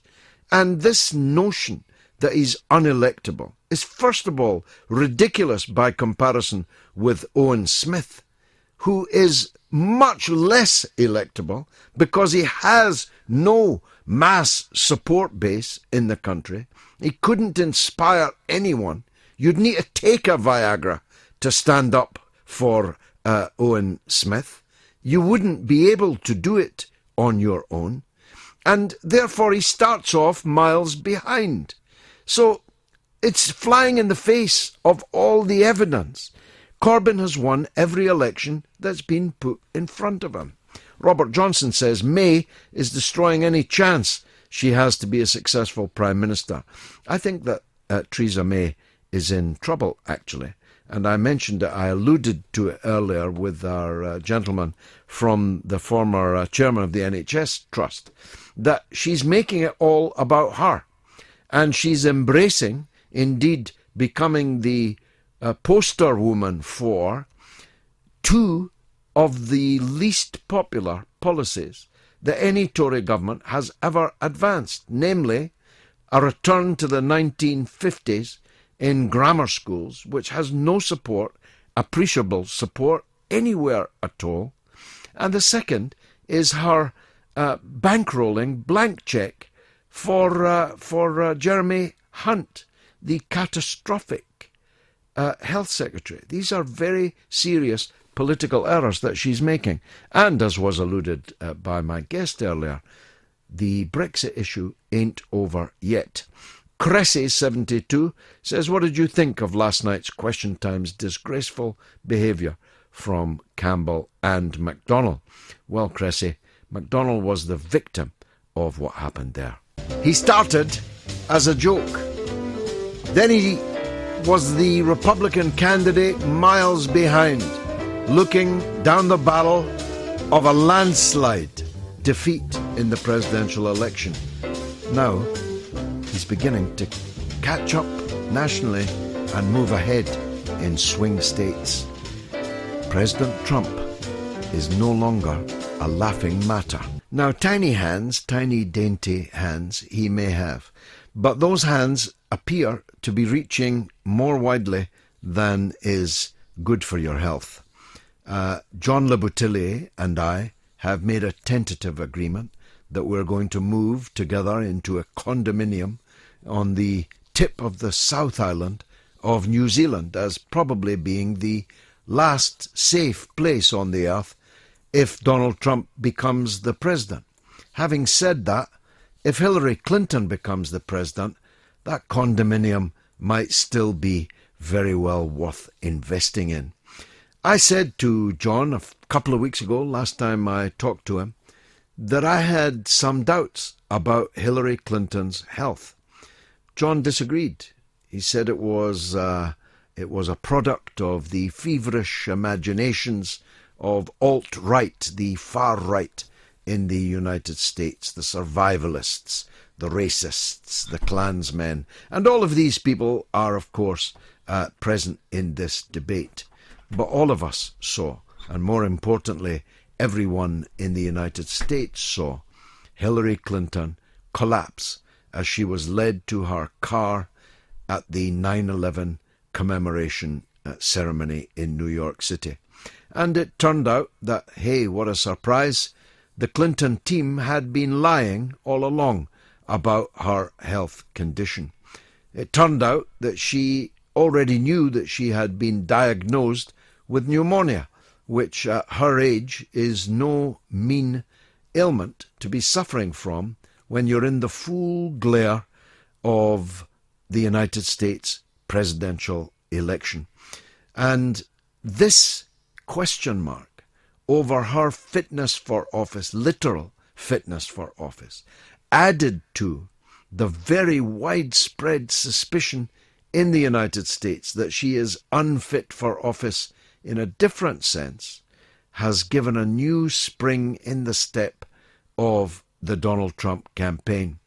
He's close to within 2 points, that's well within the margin of error in the national polls.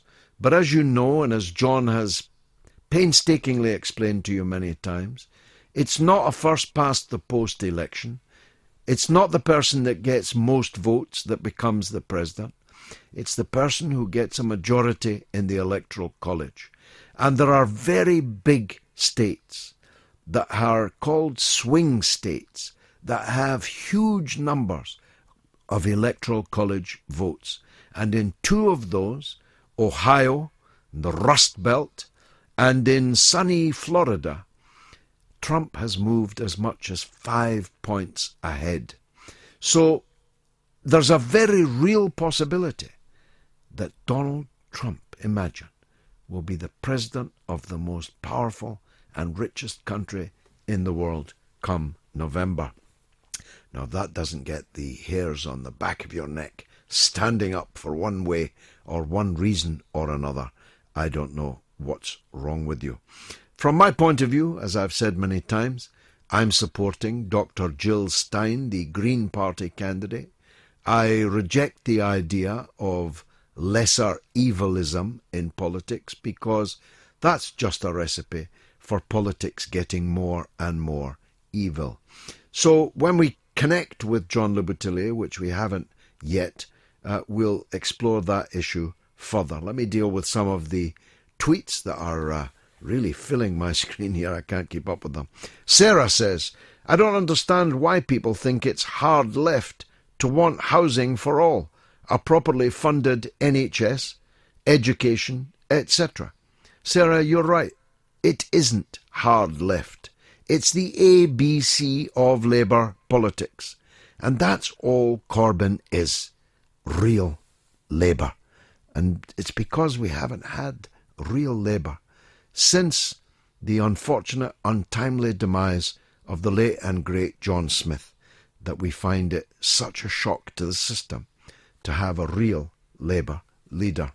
James McQueen, however, thinks both Corbyn and Smith are a joke, but then he has an avatar of a hen on his Twitter feed. Robert Johnson says Owen Smith is a clown who belongs in the circus. Corbyn will win. He wouldn't prosper in the circus. There's nothing funny about him. Owen is more like a Tory who sells ice cream for a living. I don't think he's like a Tory, but his unfortunate encounter with an ice cream van when his crowd was so small that he was able, from the small change in his pocket, to buy every one of them an ice cream is an image that will live forever. Polly says the Tories will sell anything. That's absolutely true. They know the price of everything and the value of nothing. Hassan says Owen Smith's a frontman for the new discredited warmongering Labour. They are desperately trying to unseat JC. And of course, with the full collaboration, and I use that word advisedly, the full collaboration of the mainstream media and in particular the state broadcaster funded on pain of imprisonment by the taxpayer. George, I'm not sure who's madder, Mark from Liverpool or Donald from the USA. Come on, Jeremy, says Ray from London. And Diane Johnson says the warmongers, especially the Labour warmongers, should hang their heads in shame. Michael Dean says, I knew it. I caught the very end of BBC Question Time, and I'm still pushing for neoliberalism. Now, have we got the sage, John Le Boutillier, on the line? I believe we do. John, welcome back to the show. Thank you very much, George. We have me via Skype. We had a little panic with your wonderful producer, got me through it. I'm here, ready to talk. Excellent. Now, I had a bit of Schadenfreude just a moment or two before you joined us, when I recalled that I was the person first, I think, in British radio to raise issues of Hillary Clinton's health. When we last talked, you Correct. said you were not concerned about it. Are you concerned now? Well, yeah, I mean, she's had, since we talked, you were correct, you raised it, I poo-pooed it, because and I'm not lumping you in, because you're on the liberal side of the spectrum. On the right in America, they've been harping on this thing for years, that she's got Parkinson's disease, brain tumors, walks around with a nurse and an EpiPen and all this stuff. But this past Sunday, you know, everyone's seen it, she collapsed from pneumonia at the 911 ceremony. She went off the trail Sunday, Monday, Tuesday, Wednesday, back yesterday. It looks fine. I've seen 3 speeches on TV since then. I think she's in better health now. She looks well. She climbed up the steps to the airplane yesterday and today. They showed that on TV. I think it's not an issue at the moment, George, but if she has another incident, another collapse, any sort of serious health thing, that will be the end of her campaign. It will cause her to lose. That's how dire this can be. Yep, on that I agree in every particular. And if that were to happen, what do the Democrats do, John? Does Bernie Sanders inherit the ticket because he was the runner-up? Or do the DNC, the ruling executive, have the power to hand the ticket to either her VP or to Joe Biden, the current VP? Well, it's a very complicated problem because of the timing of where we are. We're in the middle of September, obviously. 8 weeks left. Let's just say something happened to Hillary and she agreed to drop out. Let's just say that hypothetically. Yeah. The Democratic National Committee, which is, I think, 156 people, would meet to pick a new nominee. And they might pick any of the 3 you mentioned, Biden, Kaine, maybe even Bernie Sanders. I doubt it because he's not a member of the Democratic Party. But it doesn't matter who they pick. They pick somebody. The problem is the ballots in the 50 states are being printed now. And in another couple of weeks when this would happen, all the states have locked in the ballot. So Hillary would be on the ballot. But if she dropped out, the electors could say a vote for Hillary on the ballot is actually a vote for Biden, the nominee. They could do that, but it would be very complicated. It would help Trump. It would help Trump very much. And that's all predicated on Hillary agreeing to drop out, which I wouldn't bet on. These people are tough, as you know, and they've put their life into it, and they're not giving up easily. No, she'd be like El Cid, tied to her horse and sent into battle. Dead. Right, dead. Yes.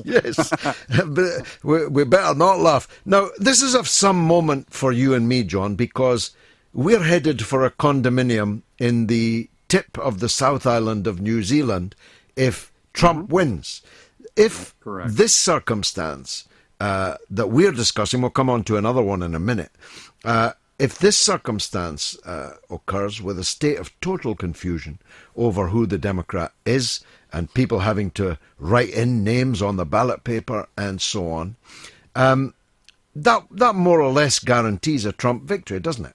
Probably, yeah. I think it probably does. Things have been floated around in the news that some electors, and the way our system works is every state has a number of electoral votes. So I live in New York State. I think we have 33 electoral votes. That means there are 33 human beings representing Trump, 33 human beings representing Hillary. If she wins the state of New York, her 33 electors go on December 12th or whatever it is to the meeting of the Electoral College. And normally they automatically vote for the person they're pledged to. But recently, several Republican electors in the various states have publicly said they might not vote for Trump, even if Trump wins their state. Wow. So that is something that we've not really encountered before. They'd be breaking out the guns if that were to happen, John. That's right. Well, it could happen. No. By the way, we have another event that happened today that is going to have an effect on this campaign. Huge effect, which is, for some inexplicable reason today, Trump decided to announce that he now believes Obama was born in the United States. And he refused to take any questions. The media has gone ballistic since 11:30 this morning when he announced it. It's now 4, so it's 4.5 hours ago. And they're just going crazy over the thing. And it's the huge story. No one knows why did he decide to do it now. What does this do for the people who believe that Obama was born out of the country, which is, by the way, a majority of Republicans? And it opens up a can of worms of other things Trump has reversed himself on that they're going to start asking him.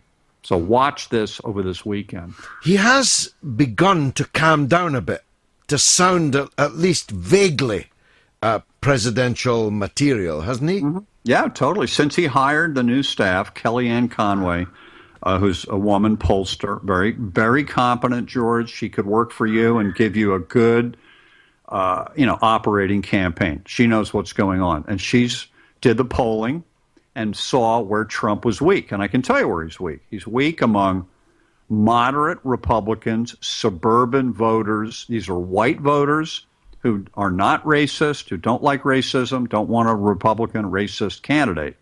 She decided to reverse his image quickly by taking him to Mexico City, having him apologize, going to Detroit to talk to blacks in a church, going to Flint, Michigan this week to blacks in a church, and then now today to undo the damage of the birther controversy. Question is it too late to reverse this damage? Is it believable that this guy would say all this nonsense for a year and a half, in the birther case 5 years, and suddenly announce that he's no longer thinking that way? That's what we're going to find out. Now, the polls are closing. The national polls are closing, and the swing state polls are beginning to read quite well for Trump. Correct. Today, if you had to put a gun to my head, I would say in the national polling, it's a draw, dead even.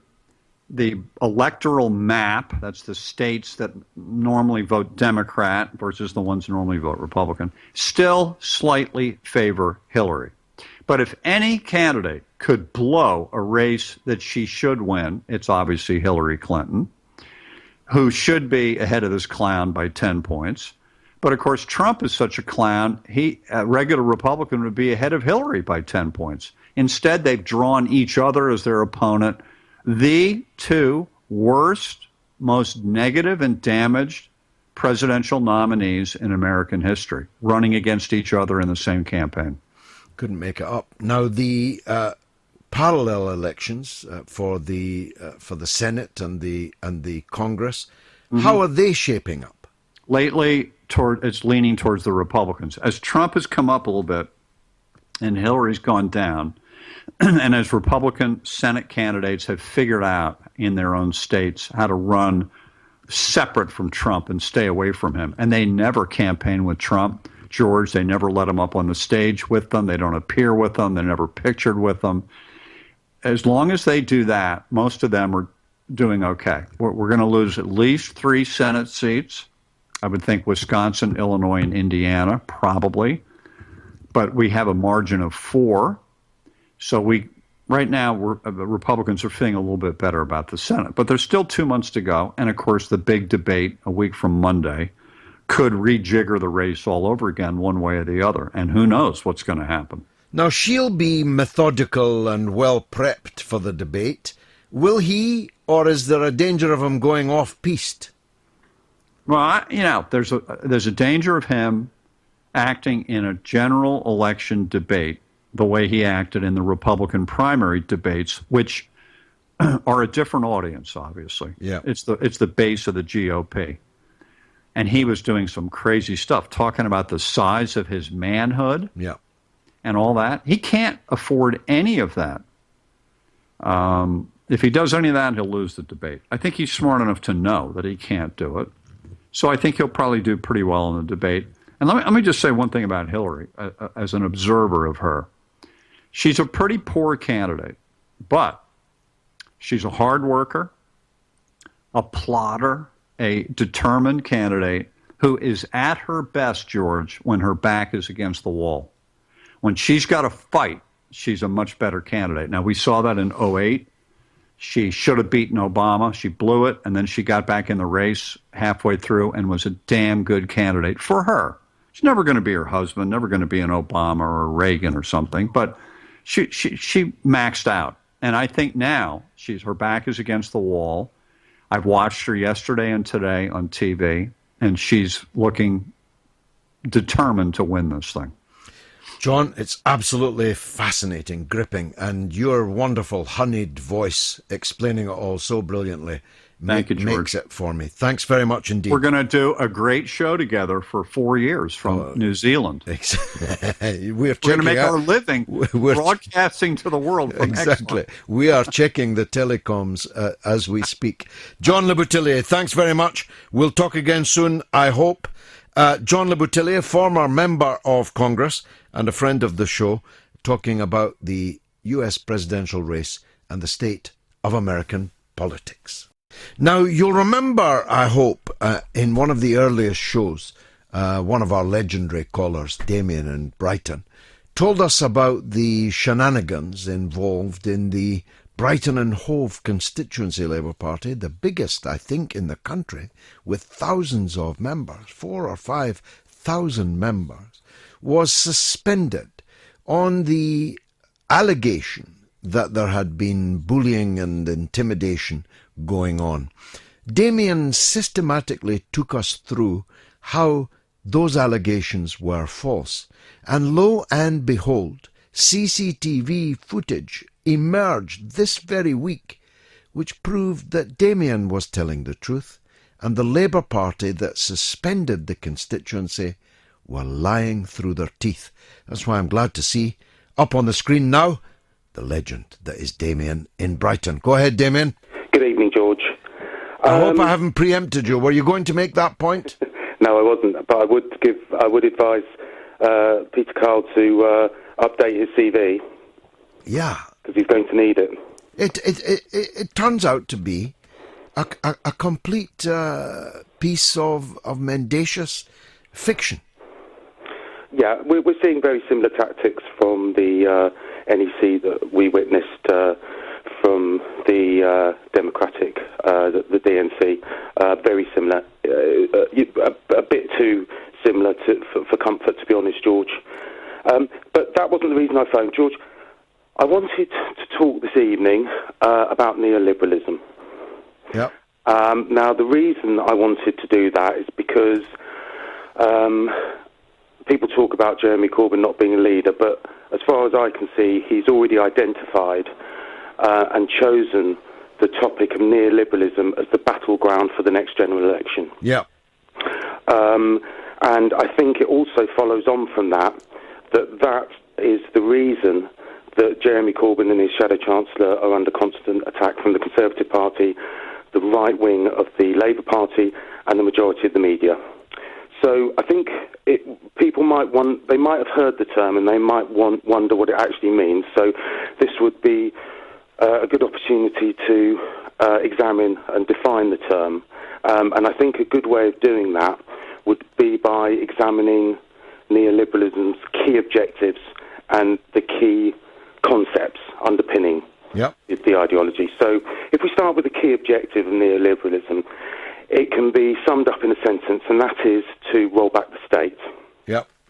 Now, the ultimate objective, and this is all neoliberals proponents of the ideology will proudly declare this, but their ultimate objective regarding the state is to create what's called a night watchman state. So that's a state that's got two functions. The first function is to fund a police force which has one duty, and that's to protect private property. And the second function of the state is to fund an armed force, and that's it. So it's very extreme philosophy, but the PFI and the privatisation of the National Health Service are all steps towards that. So that's where it wants to go. So that's the objective. Now let's turn to the key concepts. So it has three key concepts, and they are privatisation, deregulation, and austerity. So let's look at the outcomes of those concepts, which incidentally were used in Africa during the 70s and 80s. And even the IMF have admitted that they set back the economies of those countries by decades. So let's look at these one by one. I'll run through these very quickly, George, and get to my conclusion. So let's look at privatisation. So the railways are a prime case study of privatisation. 25 years after the privatisation of the railways, the taxpayer is still paying billions of pounds every year to private railway operators who are providing overcrowded, overpriced, unreliable and increasingly unsafe services. Let's look at deregulation. Deregulation led to the 2008 economic crisis, and according to the National Audit Office, that's cost the taxpayer £850 billion. And finally, let's look at austerity and see how effective that neoliberal policy is. Well, George Osborne implemented austerity on this country for the last 6 years. He borrowed 3 times as much money in 6 years.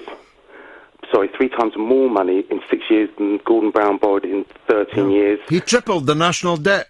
So we got the austerity, and our debt became infinitely worse. The national debt is currently standing, thanks to the Conservative Party's economic incompetence, at £1.56 trillion. And the other side effect of neoliberalism is that over the last 40 years, productivity in the workplace, so all those hard-working people going out to work every morning, they've doubled productivity. And wages, medium wages, in real terms, have remained stagnant.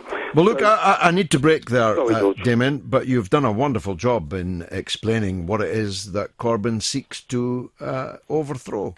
And when you boil all these concepts down to the practical, everyday lives of people, that's a very, very popular set of policies that Jeremy Corbyn has got. Now, we've toured the horizon, and a part of that horizon, a very ugly, gaping gap, is the collapse of the state formerly known as Libya. Harry's on the phone, wants to talk about it. Go ahead, Harry. Hi, George. Thanks very much for having me on. Big fan of the show. Thanks. I just want to know, with the UK government, what is wrong with the world and UK governments? And people are living like they've not got any mothers. I think the whole world is addicted to drama, and they're only attracted to things that bring the trauma. So overseas, we're trying to stop terrorism, but what they're forgetting is that we've still got terrorism here living in the UK, in the USA. I mean, the CIA, they have the Bloods, the Crips, and the KKK. But I want to know, if you only have love for your own race, then you only leave space to sort of discriminate. And to discriminate only generates hate. And when you hate, well, you're bound to get irate. And I want to know, where is the love? Because there's people killing, there's people dying, children hurt in hearing crying. They're only attracted to what you keep. Well, very poetic, Harry. I don't know if that was scripted or spontaneous, but clever nonetheless. And I knew it was coming. I knew from the tone of your voice that this was no ordinary call. You did, however, make one point I'd like to pick up on. The drama. The media played an enormous role in inciting the public in support of David Cameron's war. There were television stations in pickup trucks racing up and down the highway with all these armed men, all chanting their fanatic extremist slogans that the correspondents driving alongside them must have known the meaning of these slogans, and yet they portrayed this as a noble and democratic revolution, when any fool knoweth that the people on those pickup trucks with those weapons seeking to overthrow Gaddafi, the last thing in the world these people were Democrats. They were fanatics, religious fanatics of one kind or another, one branch or another of religious. And then, I don't know, whatever next Bush is on the way. Yeah, it is. Junior. And, if they were paragons of political brilliance, then one could at least forgive it. But to end up with the two most hated politicians in America running against each other for president, asking people to choose one cheek of the same backside or the other, when both of them are backsides. It is a remarkable thing, isn't it? Is that the only person they could get to stop Hillary Clinton is Donald Trump? Couldn't Michael Moore have put himself forward, or Robert De Niro, or anybody? Yeah. Anyone. Well, John Le Boutillier just told us, any Republican other than Trump would be 10 points ahead of Hillary Clinton. And any Democrat other than Hillary Clinton would be 10 points ahead of Donald Trump. And yet it's Donald Trump versus Hillary Clinton. George, I know you don't like to wear a tinfoil hat, but does that make you wonder, has Donald Trump been put there? He's a friend of the Clintons. Is he doing her the biggest favour? Whether he knows it or not, he is. I don't think so, because I think he's going to beat her. But that's just my suspicion, really? Julian. Yeah, it's my suspicion. Anyway, thanks for your call. I'm going to push on because there's a lot of people trying to get on the show. Thanks for the call. Josh is in London on the Labour story. Go ahead, Josh. Hey, George, you right?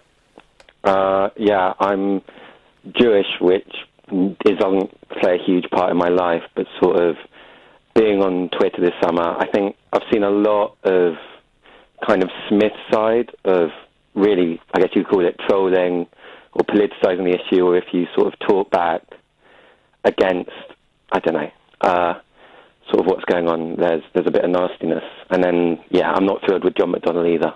So, I don't know, I guess I'm just a bit cynical about the whole thing.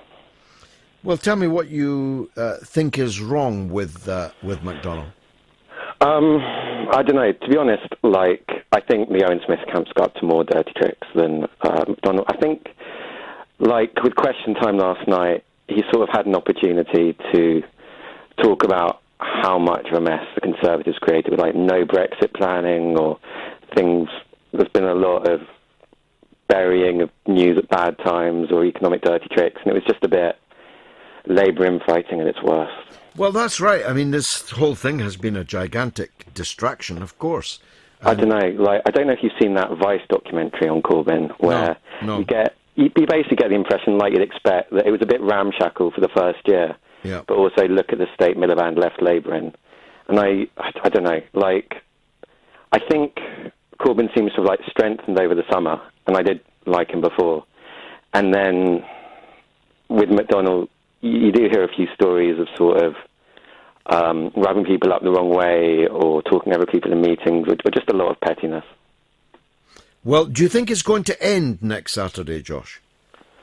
Or is it going to be more of the same after that?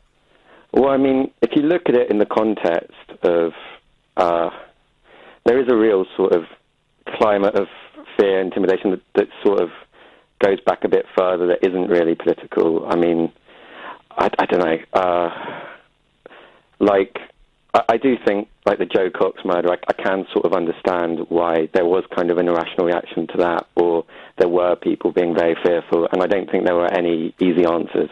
Like, I wasn't happy with how Corbyn was treated, but I think to see it as a coup, it's like, if you look at Alistair Campbell, he didn't back Owen Smith, and people see that as duplicitous or part of a conspiracy, but also, I don't know, like I was anti-Iraq. I'm absolutely sure he's backing Owen Smith and the public relations company with which he's most closely associated. The only time I've seen him talk against Corbyn was about the Virgin Trains thing, where it was all a bit cack-handed. So, well, you obviously don't follow him on Twitter. Josh, look, I need to press on. I'm grateful for your call. Thanks very much. Don't be a stranger. Call me any time. Andy Hearn sends the following. I voted for the Labour leader, and then I was suspended for supporting other parties before I joined Labour. Now, you see, that just cannot hold water. The whole point of politics is winning people over who were supporting other parties before you won them over. It's really, really simple. Tackles52 says, once Corbyn wins the leadership contest, it's time for others to either leave or support the leader. Of course, there's a third option of not leaving and not supporting the leader, which is what I suspect some of them clearly intend to do. John's on the line in London. Last caller, I think. John, go ahead. Hello, that you, George? Yes, hi. Welcome, you're on the air, sir. Thank you. I just wanted to say I've written to Mr. MacDonald today in support of the dignity he displayed during the perpetual onslaught and verbal abuse and character assassination and everything that other people have said. It was bullying. He was bullied. I mean, they're the ones that keep talking about bullying. It was a graphic example of live television bullying. Yes, but that Anna Soubry's behaviour was reminiscent of a participant on the Jeremy Kyle show. Yeah. And that was disgraceful. She disgraced herself, she disgraced her party by her uncontrolled outburst, and with not a hint of apology, but the whole structure of the programme was contrived and orchestrated to ridicule John. Well, I must tell you that, and I like him as a person, but that's what Dimbleby does. He does it every time I'm on it. I'm the only panellist about whom he says anything negative when he's introducing me. There is always an effort being made to find a nasty question aimed at me. He allows other panellists to attack me in a way that he would not allow others. And I think it's time for him to go. I'm sorry, it's with a heavy heart to say that. No, it's time for him to go. I've watched him in the question times, I've watched him on the hustings, and they always have time to find the awkward question. They're running out of time, but they've always got time to find the awkward one against somebody like... I mean, I watched them attack you in the past, but on a positive note, I've joined Momentum today, and it's because of Campbell's mouth. He's been quite a recruiting sergeant for Momentum. I thank him. I mean, you know, it's not everybody can pay, but I'm paying every month now, and I've not come on just to boast about that. I've just come on to say the recruiting sergeant has worked. And I don't know if your staff told you, I've actually given a false name tonight, so I don't get purged from the Labour Party. Well, I just noticed that on my screen, and hasn't it really come to something, John, where you're calling a national radio station, a mainstream national radio station, and you're having to do so under an assumed name for fear of being purged, even though you've already cast your vote? I've casted it, but get that one question. I mean, maybe you don't know. If they knew who I was, could they then purge me? Because the vote's gone in. Well, they're still purging people after their votes have gone in. So, hence the false name. They're recruiting now what they call compliance officers, but when you look at the job description, it might be a recruitment ad for the Stasi in the German Democratic Republic, as was. They're recruiting with your money compliance officers whose job is to investigate Labour Party members. Disgraceful.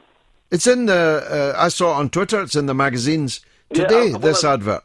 Thanks to you, I watch other. I get news from other things now, like the Canary and other news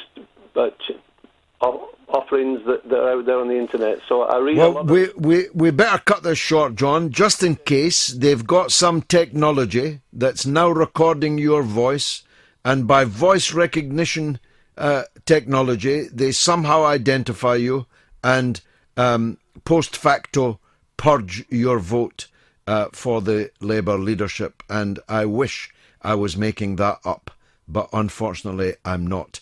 Christina says the attack on Corbyn failed, so now the coup are trying to attack Corbyn's supporters, hence McDonnell and Momentum targeted. And when you see the panorama on Monday, the BBC's last hurrah in this year's Corbyn assassination attempt, I'm pretty sure you'll find it deeply repugnant, not least because you have paid for it, paid through the nose for it. The presenters of it and the makers of it are paid gigantic six-figure salaries by you, and if you don't pay them, they'll send you to prison.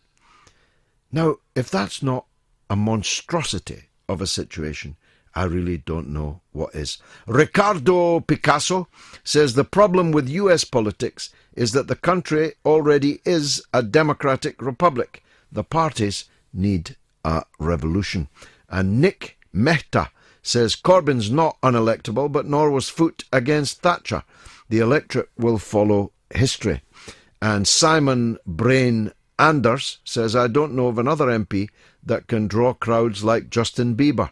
Corbyn has the X factor. That's absolutely true. Mick Palin says, Jesus wept. Corbyn or Labour, for that matter, will never be elected again. And that makes me sad. You're quite wrong about that. Maynard Cole says Trump is just an American version of Cameron.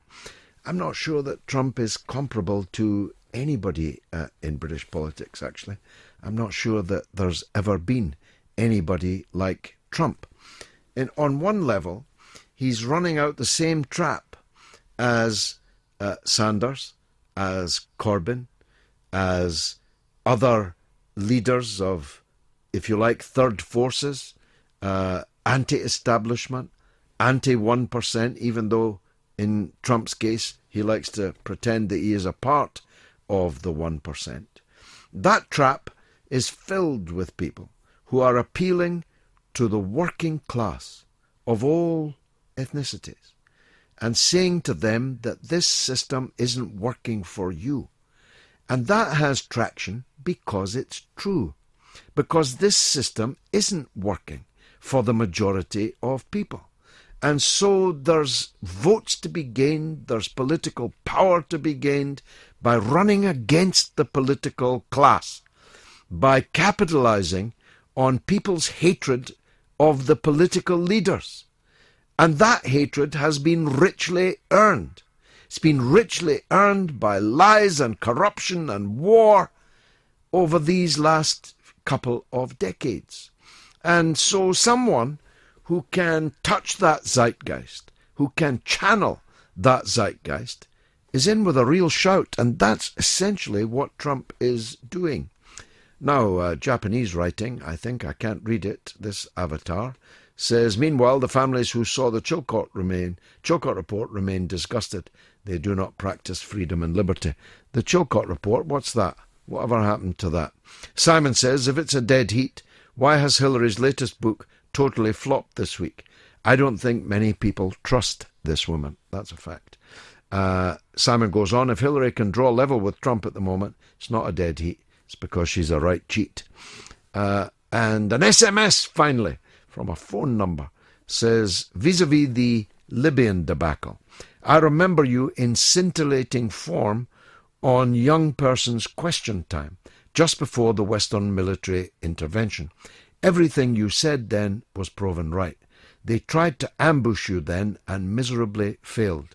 The young people in the audience didn't fall for the establishment bluster. Now, I had forgotten about that. Somebody please dig that out and put it back up on Twitter.